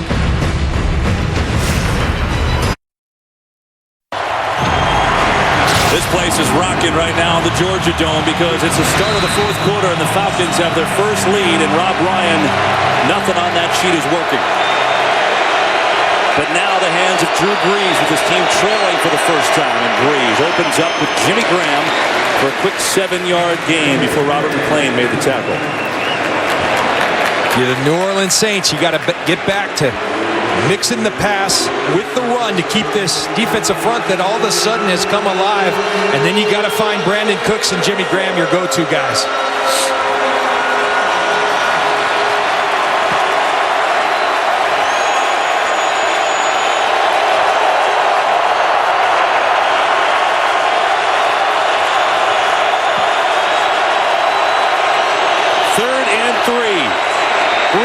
Amidst pressure, hits Graham for a first down. Go to his go-to man, Jimmy Graham. Kamal Ishmael on the stop, but not before Graham picked up 11. Bunch of confusion. Watch Robert Alford. He's running over there. They don't have coverage on Jimmy Graham. That's a no-no with Jimmy Graham, because if you leave him uncovered, yet alone single covered, Drew Brees will rip you up along with Jimmy Graham. Don't you just get the feeling that whoever has the ball last in this game is going to win? This reminds me of as a kid growing up in San Diego with the Chargers, Dan Fouts. Whoever had the ball last won. Unbelievable. Mark Ingram in the eye on a 1st and 10 for New Orleans. Gives to Ingram. Hard running by Ingram, but he's only going to get 2 yards. This is different. You see that middle being clogged up by this front. They went out and acquired a couple of guys, Paul Soliai, Tyson Jackson, and that beef. Not only are they big guys, they're good football players, and it's helping them get in that 3rd down situation. The pass rush still an issue, but they're starting to mount one collectively. Soliai was a Pro Bowler in Miami. There's Brandin Cooks coaching them all. Second down, 9. And they give it to Thomas on the draw. And Pierre Thomas is out to the 43. He's going to pick up about 4. Drop below bar 2 on the stop. Brings up third down. Falcons have been better on third down in the second half. Drew Brees sliced them up in the first half on third down. They've been doubling Jimmy Graham. The one-on-ones for Marcus Colston. Brandin Cooks are going to be there if they're going to double Jimmy Graham. Saints have to get to the 48 for a first. There's Jimmy Graham right on the hip of the right tackle. 4-man rush. Brees throws and it's complete. Oh man, what a pass. And Brandin Cooks has a first down.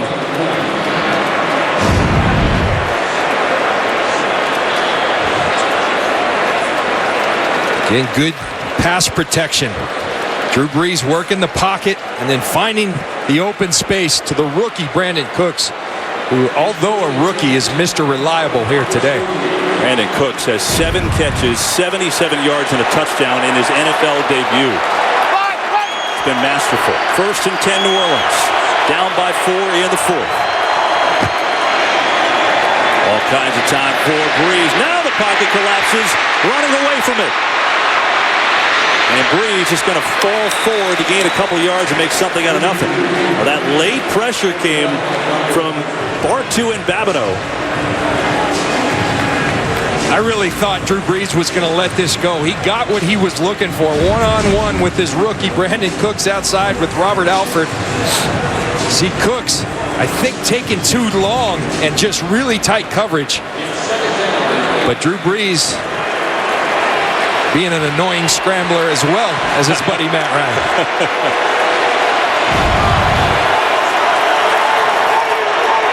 Second and 8. Meacham in the game. Top of your screen. It's Colston to the bottom. 3-man rush. Brees hits Colston. Tipped up, incomplete. Looked like that was in there for Colston, but he couldn't corral it.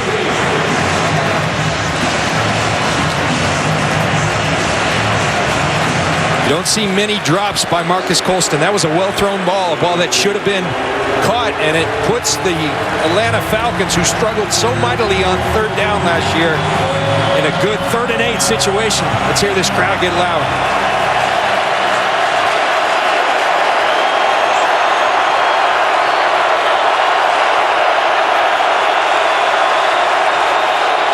Saints need 8. Brees looking for Thomas. It's a race, and he wins it for a first down and then some. Pierre Thomas taken down all the way to the 27. He's got a 19-yard gain and a first. Well, Kevin, the crowd got loud, but the crowd can't pass rush. And right there was no pass rush. Great protection by the Saints offensive line. And Drew Brees, it just continues in big situations to find the guys he trusts the most, and Pierre Thomas is one of those guys. So reliable. 5 catches, 47 yards for Thomas out of the backfield. Now they bring Ingram back for a first and 10. Here's the former Heisman Trophy winner. And he's going to muscle his way to about the 22. Give him 5 yards on the carry. Kevin, so much of the focus this offseason was on getting more physical on the lines of scrimmage. And look, Drew Brees has had a nice day. Drew Brees is going to do that to a lot of people, but this Atlanta Falcons team, I think, has answered that call. They are not soft out here today. They're doing very well on both line of scrimmages. I think it's been noticeable, especially holding up against a Saints great pass rush. On second down, it's Ingram again. Big hole! Mark Ingram inside the 10. And Ingram still churning, but he's taken down inside the 5. Mark Ingram with a huge run. You got a good block from Jonathan Goodwin to set up first and goal. Jonathan Goodwin, the center, and Ben Grubbs does an excellent job knocking down on the nose tackle, then coming out on Paul Warlow. Mark Ingram finds the hole. Sean Payton says he's running as well as he can remember. He's healthy. Last 4 games of last season, Ingram averaged 5.6 a carry. First and goal for the Saints. wide. Touchdown. Ingram finishes it off, and the Saints are back in front.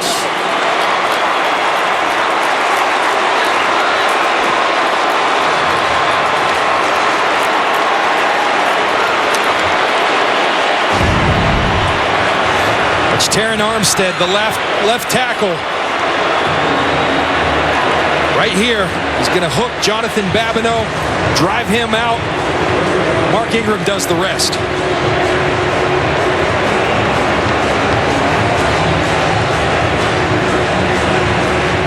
Another 80-yard drive by the Saints. These teams have gone up and down the field. Doesn't matter where they get the ball. And now the Saints back in front. They converted a couple of huge third downs on that drive with Thomas. And Ingram had the big run to set it up, and he finishes it off with his first touchdown. Extra point is up and good. Ingram, nice drive for him.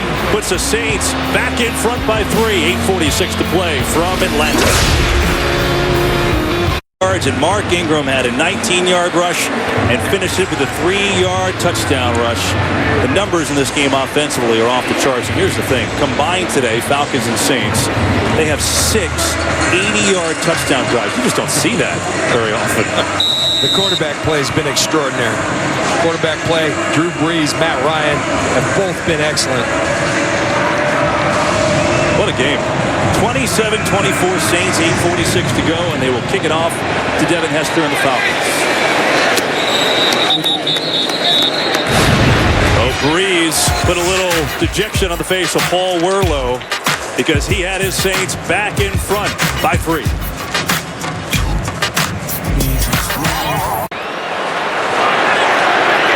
So now it's the Saints who have gone back in front, 27-24, 8:46 to go from Atlanta. Falcons turn and they move. Might have been Gabe Karimi on the left side. False start. Number 68 offense, 5-yard penalty, first down. Well, Gabe Karimi looks out and sees Junior Gillette, and if you see that stance, that would get you a little nervous as well. Junior Gillette brings so much pressure off that side of the defensive front for the New Orleans Saints. Gabe Karimi filling in admirably for Jake Matthews. Moves it back to 1st and 15. Steven Jackson now will go and line up as a wideout. So 5 wide for Atlanta. Saints come with a blitz. Ryan tipped at the line of scrimmage. It was Cam Jordan who got his hands on it.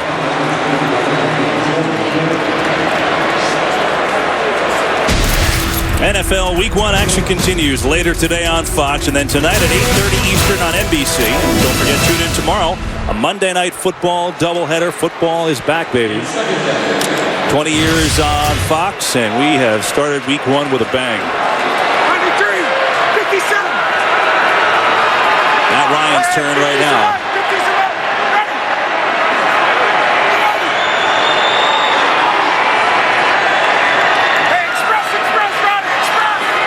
Play clock at 3. 3-man rush. Ryan is going to get taken down. Tyron Walker. First sack of the game for either team.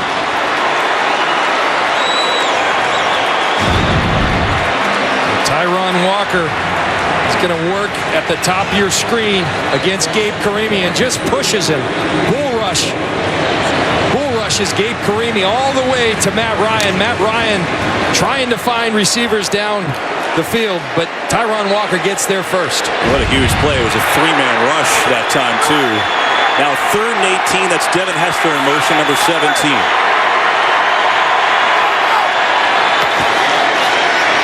They set it up for Julio Jones, who's got a block. Tripped up at the 25. Boy, it's a great play by Jarris Byrd because Jones is just so electric, and the Falcons will have to punt it away.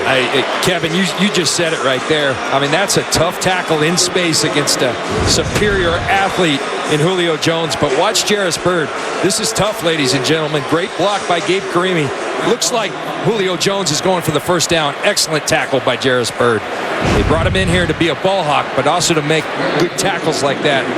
Good job, Jarris Byrd. Brandin Cooks, seeing his 4.33 speed, Waiting back to receive this punt from Matt Bosher. Gets it away.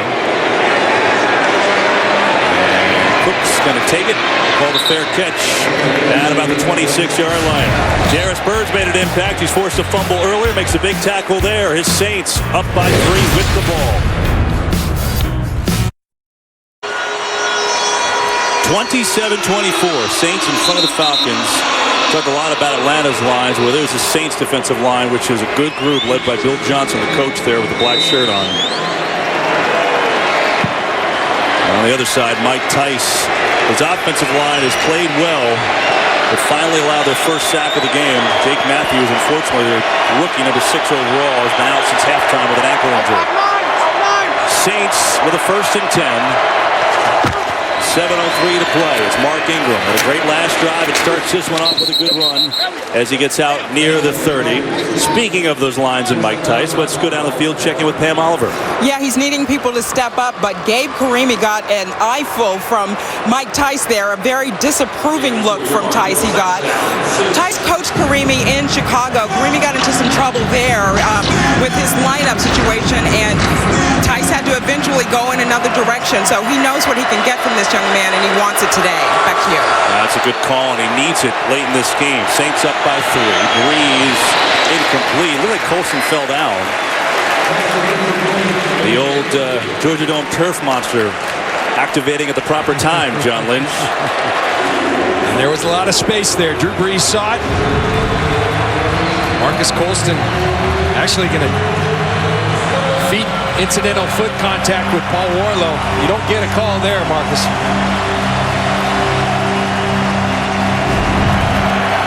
And so a 3rd down and 6. Meacham in motion.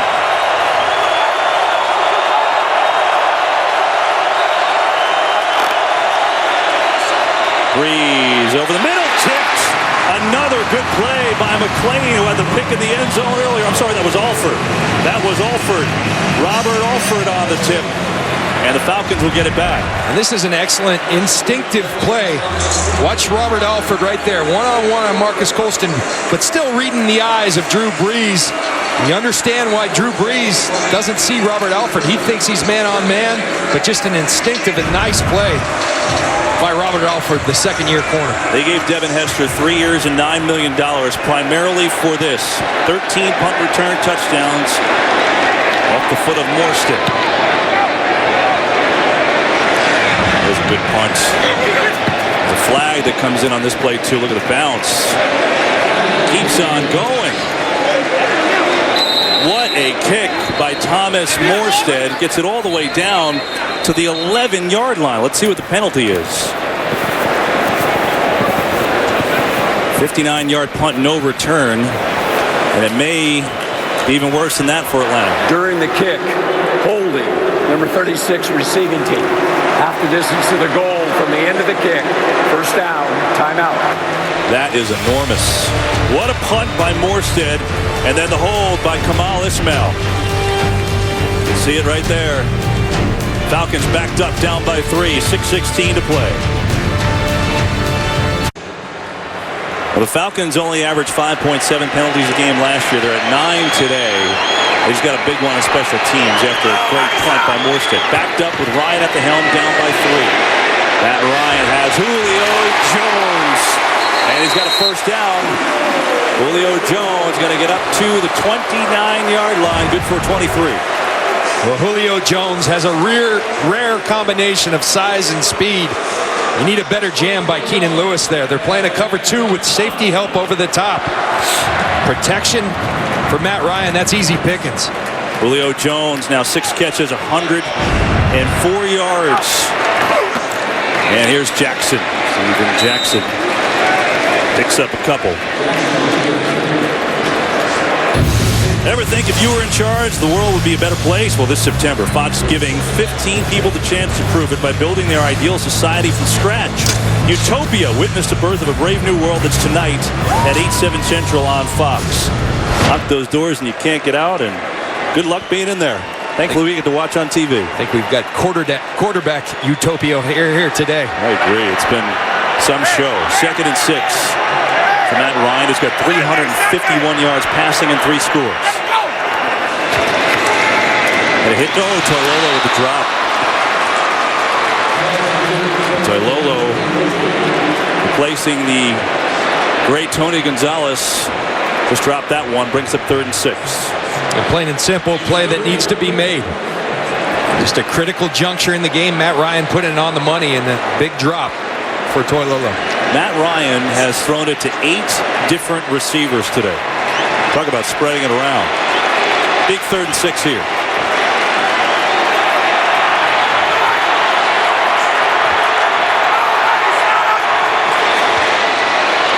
Ryan, and he's got Hester. Devin Hester. And he's taken out of bounds around the 48-yard line. It's a 15-yard gain and an Atlanta first down. You see the cover 2 look. 2 safeties over the top because you have Julio Jones outside. Well, the middle of the field's going to be wide open. Devin Hester has a skill set that can take advantage of it. You see why they're so excited to have Devin Hester at the receiver position. And we look at Hester, but also Patrick Robinson, the starting cornerback for New Orleans, being tended to right now. So what the trainers tend to him, we'll take a break. 3-point Saints lead here in the 4th. Quarterbacks have been simply tremendous today. Matt Ryan, 366 yards. Drew Brees, 285. And it's been an offensive show and a great opener in the NFC South, with the Saints leading the Falcons 27-24 and 4:46 to play in this one. Along with Pam Oliver and John Lynch, I'm Kevin Burkhardt. 1st and 10 for Atlanta, their own 49. Blitz coming. They get it to Douglas. And Douglas, that could have been a big play, but Keenan Lewis prevents it from that. And Douglas going to pick up about 4. Make it 3. And Patrick Robinson coming back in the game, and I think that's critical. Remember, this is a team that cut Champ Bailey after training camp. They're very short at the cornerback position, so they need Patrick Robinson on the field.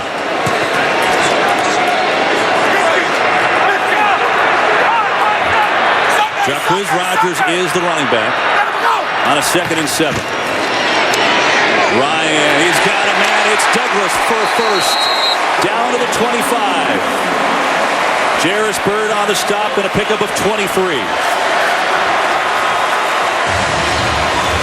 Jarris Byrd, an excellent football player, but get in the screen, Jarris Byrd. You're 22 yards deep. That provides the space, easy pickings for Drew Brees. Or excuse me, for Matt Ryan. Jarris Byrd so deep that it leaves a big void in that side of the field. Blitz coming. Ryan gets rid of it.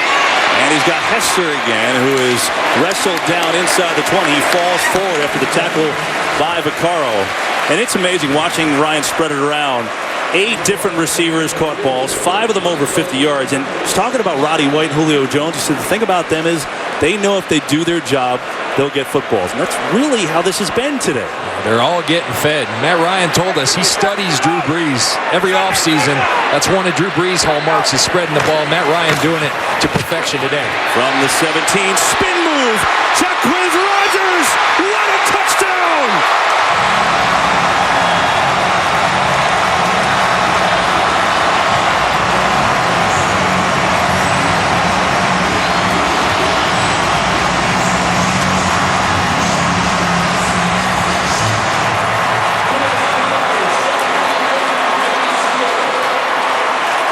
And the Falcons jump back in front with electricity from Rodgers.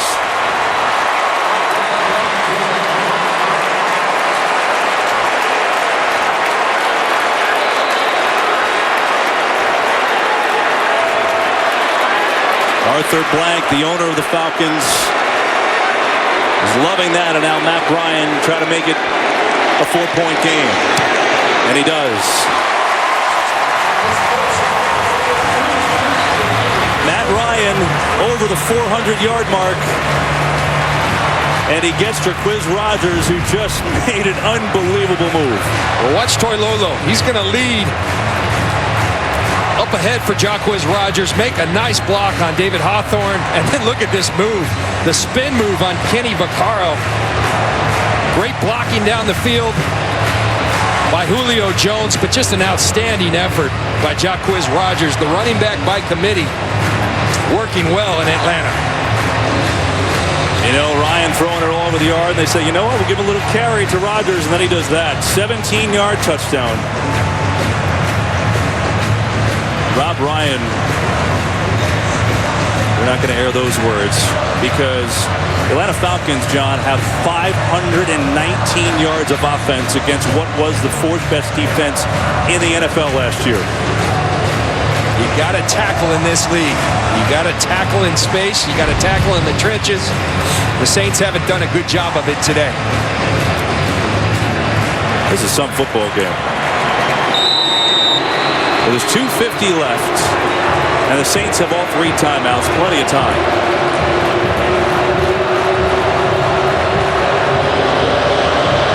There is Bosher with the kick. It's returnable if Cadet wants it. We'll take it. We'll try it. Out to the 10, 15, 20, and Cadet with a good decision. He gets it out near the 29-yard line. Coming up next, it's America's Game of the Week as Colin Kaepernick and the 49ers take on Tony Romo and the Cowboys, or it's Cam Newton and the Panthers battling the Bucs. Coverage continues next on Fox and streaming live on Fox Sports Go. But John, you talked all game about the Falcons' physical play and the added beef on that line. Now we'll see if that money was well spent. This is when you need someone to emerge as a pass rusher for the Atlanta Falcons. Drew Brees so adept if you give him time.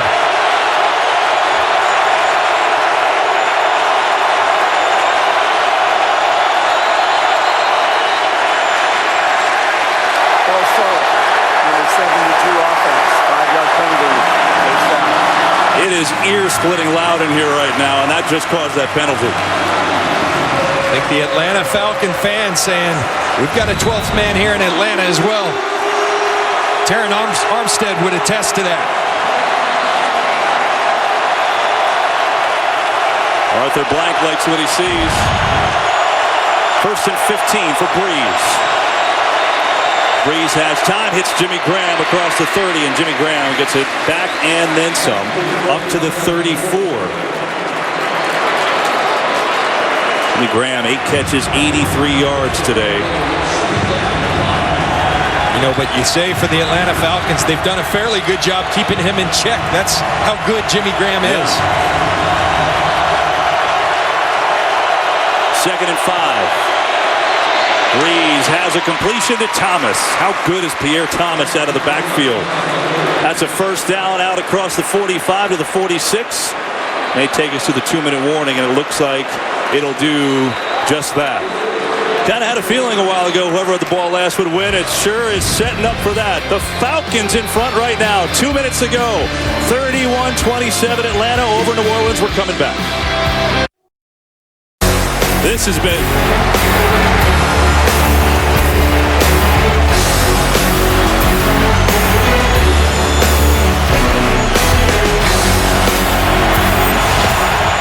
to go. It's the Falcons 31 and the Saints 27. New Orleans has a 1st and 10. And they'll shovel it to Thomas, who gets a block, and he's at midfield. So Pierre Thomas is going to pick up 4. So John, just notes from today. Drew Brees, his 79th 300-plus game in his career, the 2nd in history to Peyton Manning. And meanwhile, Matt Ryan, his 3rd career 400-yard game. He's at 401. His career best is 421. I mean, both quarterbacks just outstanding. Well, 2 of the best, and it's been a pleasure to watch them here today. We'll see if Drew Brees can once again pull off a 4th quarter comeback. On 2nd and 6. Brees going for Colston. Almost made a one-handed catch, but there comes the flag. It was Robert Alford on the coverage.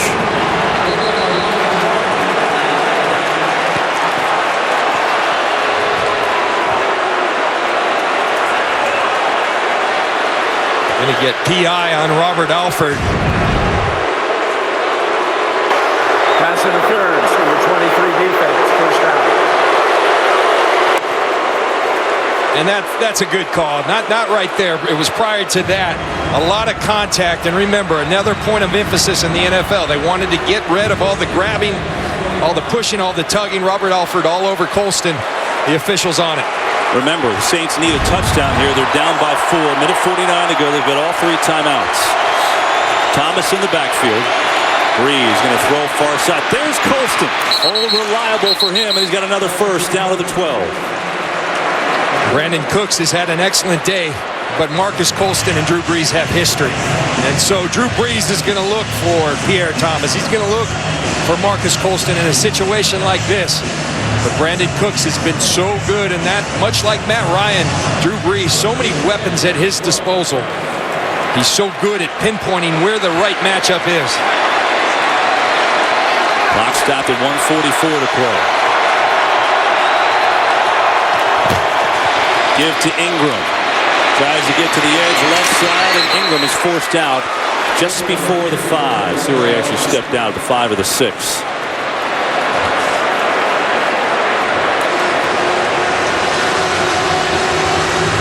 Sean Payton looking at that chart for the magical play. His Saints down by 4.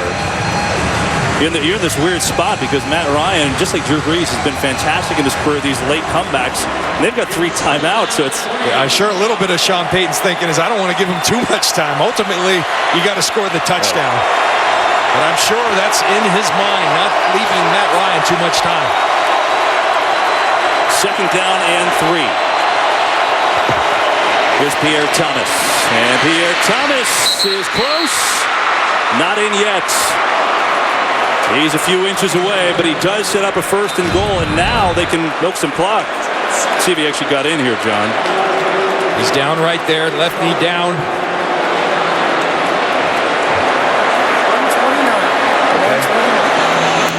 Let's see if they... Game clock, operator put 1:29 on the game clock, 1:29.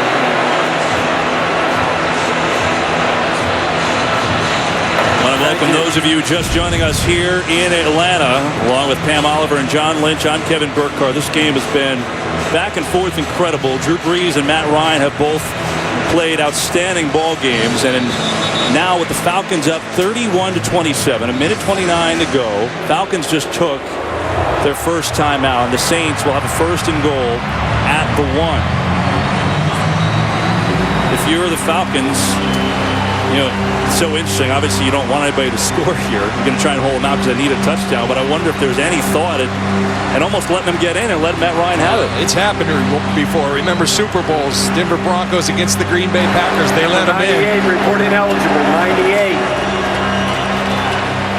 Check out the stats from these quarterbacks today. And sometimes stats, you know, are kind of manipulated. Those tell the story. It's been great. So here we go. 1st and goal from New Orleans.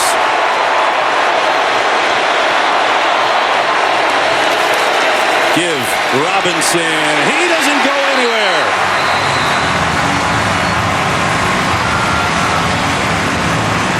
Joplo Bartu led the charge, and now a timeout is called on the field. Those of you just joining us, let's kind of refresh what happened today. I'll tell you what, a lot of offense, John. That's what happened. Well, there's been a ton of offense. Both quarterbacks so good today. Spreading the football around. Not very good tackling on either side today. It's shown itself. But both offenses lighting it up. Jacquizz Rodgers with an incredible run to take it in. So the Falcons, sorry, John, now have one more timeout left. That was their second. And the Saints have it. 2nd and goal from the 3. Paul Solei, part of that added beef in the offseason. This is where Drew Brees loves Jimmy Graham. The Falcons know that as well. You should have double coverage on Jimmy Graham. Graham is at the top of your screen. Brees going to give inside. Touchdown! Mark Ingram puts the Saints back in front.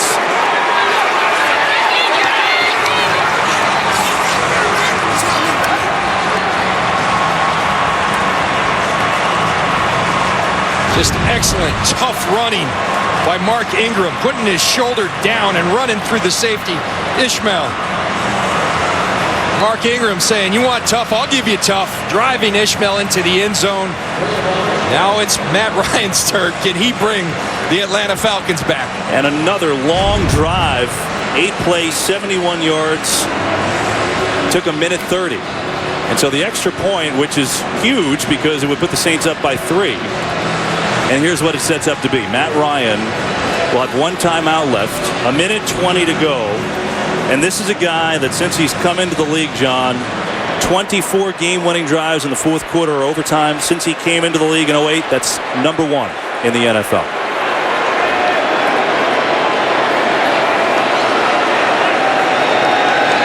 Extra point is up, and it's good. And the Saints back in front of Atlanta in this topsy-turvy second half with 1:20 to go.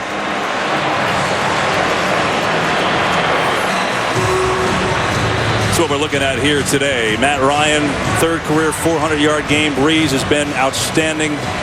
Falcons have had some penalty issues, but it'll all come down to this.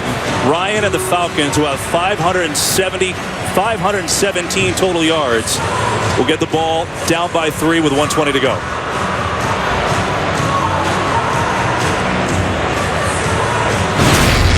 Well, just to take you back, a little flashback, 2012, last couple of years, Michael Turner stuffed on a loss of 1, incomplete for Roddy White, and Falcons fall short just at the goal line as the Saints won. Then, of course, last year, the opener, Steven Jackson drops a potential touchdown. Tony Gonzalez bobbled the end zone, harped the interception, and so it's happened before. Falcons get down there, can't finish. Can they finish today?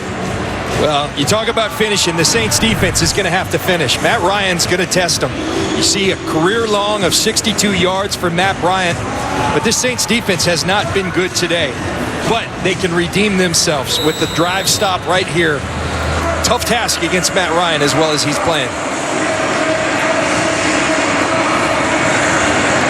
And so Morstead will kick it deep to Devin Hester, who literally is waiting at the end line right now.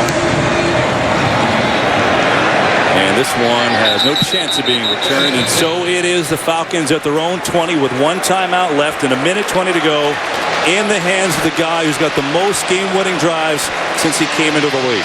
He's excellent at this. We talked to him about this exact situation.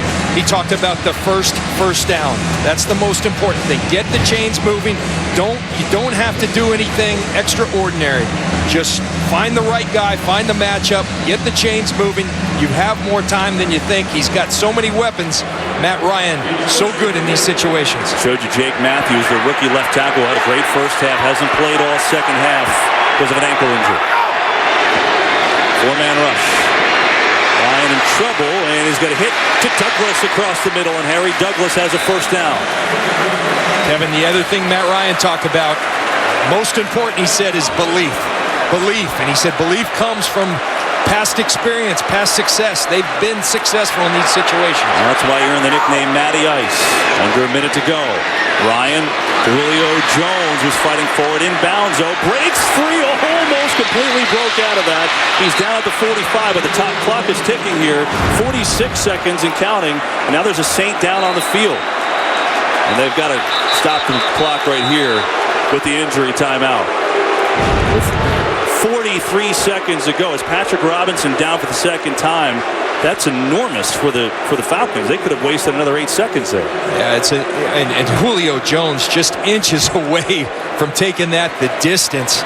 Now Patrick Robinson, I think the fans here think that he's playing a little game trying to eat clock, but remember earlier he went out with an apparent neck injury, and it looks like he's hurt with that. But this is big from the Saints standpoint. They really don't have another corner. Yeah. Kenny Vaccaro's going to have, the safety's going to have to go play the slot. The Falcons perhaps could take advantage of that. Matt Ryan has a new career high, 426 yards, 3 touchdowns. His Falcons trail by 3, 43 seconds to go, and they've got 1 timeout left while they tend to Patrick Robinson. I tell you, Kevin, these tackles, this offensive line, much scrutinized throughout the offseason. Jake Matthews comes in. He gets hurt. Gabe Karimi in there doing an outstanding job. Lamar Holmes Didn't play well last year. He's playing well today. Going up against Cam Jordan and Junior Gillette. They combined for 12 sacks each. Excuse me, they each had 12 sacks last year, 0 today. These tackles are doing an incredible job for the Atlanta Falcons. All right, so they are tending to Patrick Robinson here, checking him out. While they do that, we have a moment. Let's get a game break back in L.A. with Joel Klatt. All right, Kevin, and we take you to Philadelphia. Remember, Jacksonville held a 17-0 lead, but the Eagles all the way back, 68 yards. Jeremy Maclin from Nick Foles. And the Eagles have put up 24 unanswered. Kevin. Wow. So Philly coming back. This game has been just bananas, John. I mean, it's been superb from this quarterback play perspective, and now it's all on Matt Ryan. Yeah, it is all on Matt Ryan, and it's all on this Saints defense. They were talking about being great this year. They have not, but that's all for naught if they can stop Matty Ice. One timeout for the Falcons. They need a field goal to tie, and they've got a kicker in Matt Bryant who once kicked a 62-yarder. Blitz coming. Ryan gets rid of it, incomplete. Looking for Julio Jones that time, but Lofton was coming up the middle on a blitz and hit Ryan. Well, Rob Ryan understands that his guys have not been getting there today. So what's he do? He brings Curtis Lofton. He brings Jarris Byrd. Leaves a one-on-one out there on Julio Jones. Risky business, but it pays off. These players were tangled down there on the field. With Rob Ryan also knowing without Patrick Robinson, they're without 3 corners. So the pressure may be what we see to finish this game. 2nd and 10. 4-man rush. Ryan amidst pressure hits Devin Hester. He's down to the 34. It puts him in field goal range. Clock is ticking at 30 seconds. They've got one timeout if they choose, or they could spike. And they'll stop the clock here. So they're at the 34-yard line. That'll put it at a 52-yard field goal. Some perspective. I told you Matt Bryant's career long is 62. His long last year was 53. Gabe Karimi doing an outstanding job against Junior Gillette. And how does Matt Ryan get that off? The push in his face. They told us Devin Hester was going to be a big part of this offense. How about 5 catches for 99 yards? So obviously the Falcons would like to get a little closer here. Jacquizz Rodgers in the back. They're already in Matt Bryant's range for a game-time field goal. Ryan has a lot of time. Hits Rodgers, who gets tripped up. Nice play. Looks like Vaccaro down there, down to the 33. 14 seconds now. They're not taking this timeout. At 10 seconds, and now they have to burn the timeout. Now they've got to kick a field goal. See what Ryan was trying to do. He's trying to spike and get one more play, but now taking their last time out, they've got a kick here. I mean, they could take a shot, John, at a quick out route or something like that, but boy, they're within that guy's range. I don't know if I would chance that. Excellent play by Curtis Lofton right there, making the tackle on Jacquizz Rodgers. Right now the ball sits at the 33. This would be about a 51-yard field goal. Again, Bryant's got a big leg. His long last year was 53.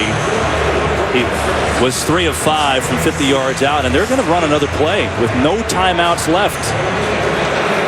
Wow, this interesting, John. What they're going to do, they're going to tell Matt Ryan, if you can get a quick completion and out of bounds, then take it. If not, throw it out of bounds.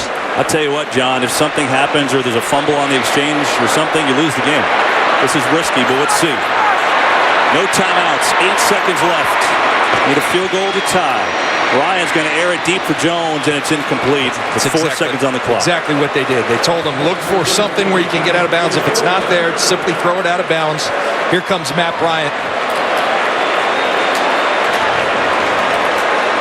3 of 5 from 50-plus last year. Again, the long last year was 53. This will be a 51-yarder to tie this and send it to overtime. Arthur Blank and Thomas Dimitroff look on.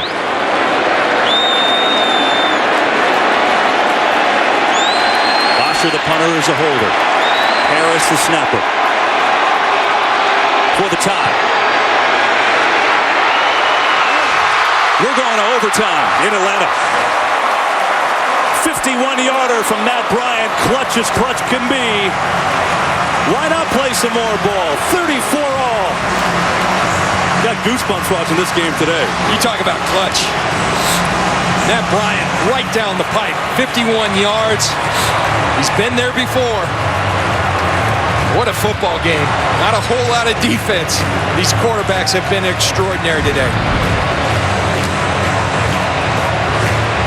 Perfect hold by Bosher and Bryant. That was good for another 78 yards. Looking up at the dome, Mike Smith. And then Arthur Blank has been on the sidelines nearly the entire second half. And then finally, the clutch kick from Bryant. He says, I'm Matty Ice. Can't argue that. He's hit some big kicks. Will play up So we'll go to the coin toss in overtime. Both teams will be given an opportunity to possess the ball unless the first team that gets the ball scores a touchdown or there's a defensive score. If no one scores during that 15-minute period, it'll be reported as a tie. Each team is given 2 timeouts. Fourth quarter timing rules are in effect, and all replays will be from the booth. The Saints, you're the visitors, you'll call it. Tail and the head. Who's going to call it? 93, heads? Heads. Tails it is. They want the ball? Okay, which direction? You'll kick in that direction?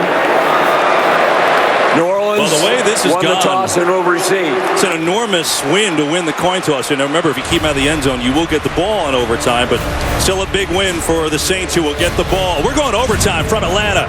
Arthur Blank fired up. 34-all. Falcons and Saints. Come on back.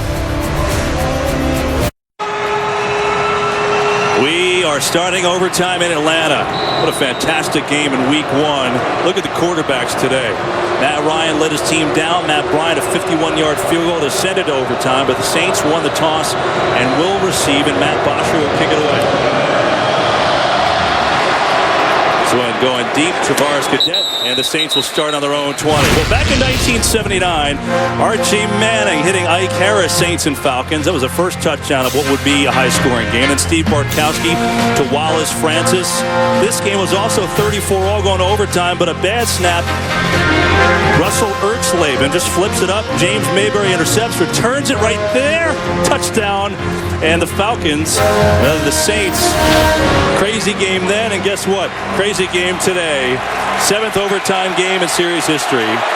Today, over 1,000 total yards in this one, with Drew Brees starting off in overtime. Here's Colston on a drop. And John, you heard Bill Levy say it, but just a refresher. You know, if the Saints score a touchdown, it's over. But if they don't, if they score a field goal, the Falcons will get the ball. Same thing with the defense, a touchdown, game over. But what a game. What a game. By both quarterbacks playing excellent football. Drew Brees, ball in your hands right now. Let's see what you can do. Mike Nolan and this Falcons D, they've gone out, made some acquisitions. Let's see if they can hold up. 2nd and 10. 4-man rush. Brees hits Colston and a fumble. Ball is loose and the Falcons have it. Bartu recovers. And they say he is down here. He picked it up and ran, but it's going to be Falcons ball at the 38.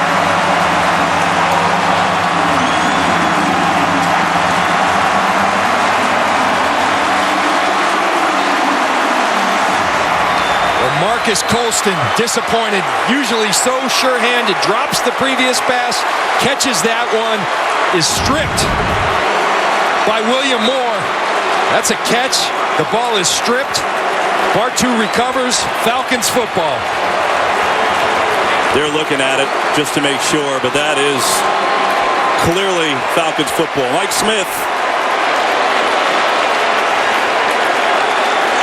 and Arthur Blank is fired up. But Colston, that says it all. He's been so great for New Orleans.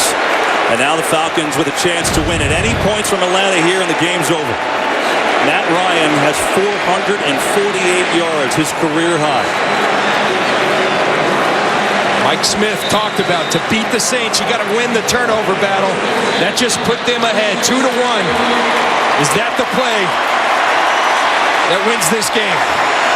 Saints go with a big formation, 2 tight ends with Steven Jackson out of the eye.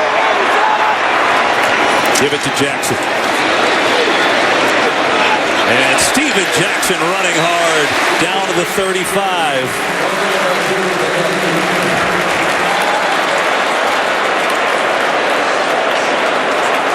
This is what Mike Smith is talking about. You see the turnovers, 2 for New Orleans, Atlanta 1. The Falcons winning that battle.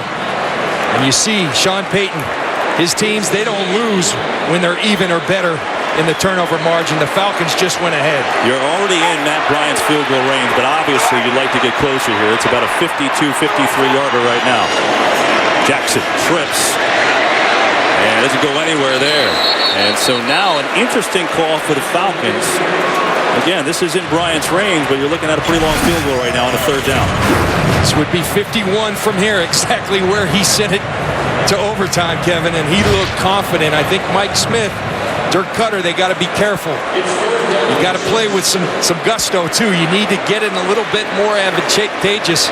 You've got a lot of trust in Matt Bryant, but you want to get him some yards as well. Well, they've got no receivers on the field here except for Eric Weems, who's a special teams player. Jackson in the offset eye on 3rd down. They are going to fake. And they're going to throw it for Toilolo, incomplete. And so they do rely on Matt Bryant's leg to try and take them home for a win.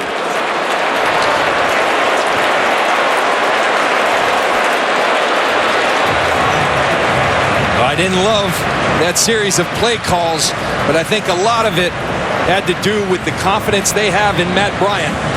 We'll see if he can make them look good. 52 yards for the win after he just sent it into overtime from 51 moments ago. Basha, the punter, on the hold. Bryant to try and win it. Falcons win.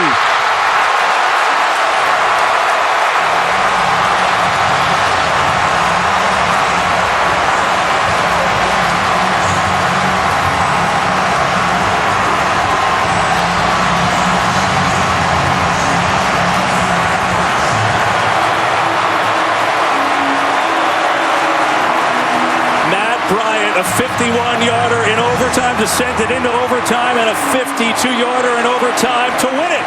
And the Falcons take care of the Saints 37-34. What a game. For Pam Oliver and John Lynch, I'm Kevin Burkhardt. Let's go back to L.A. and Kurt Menefee.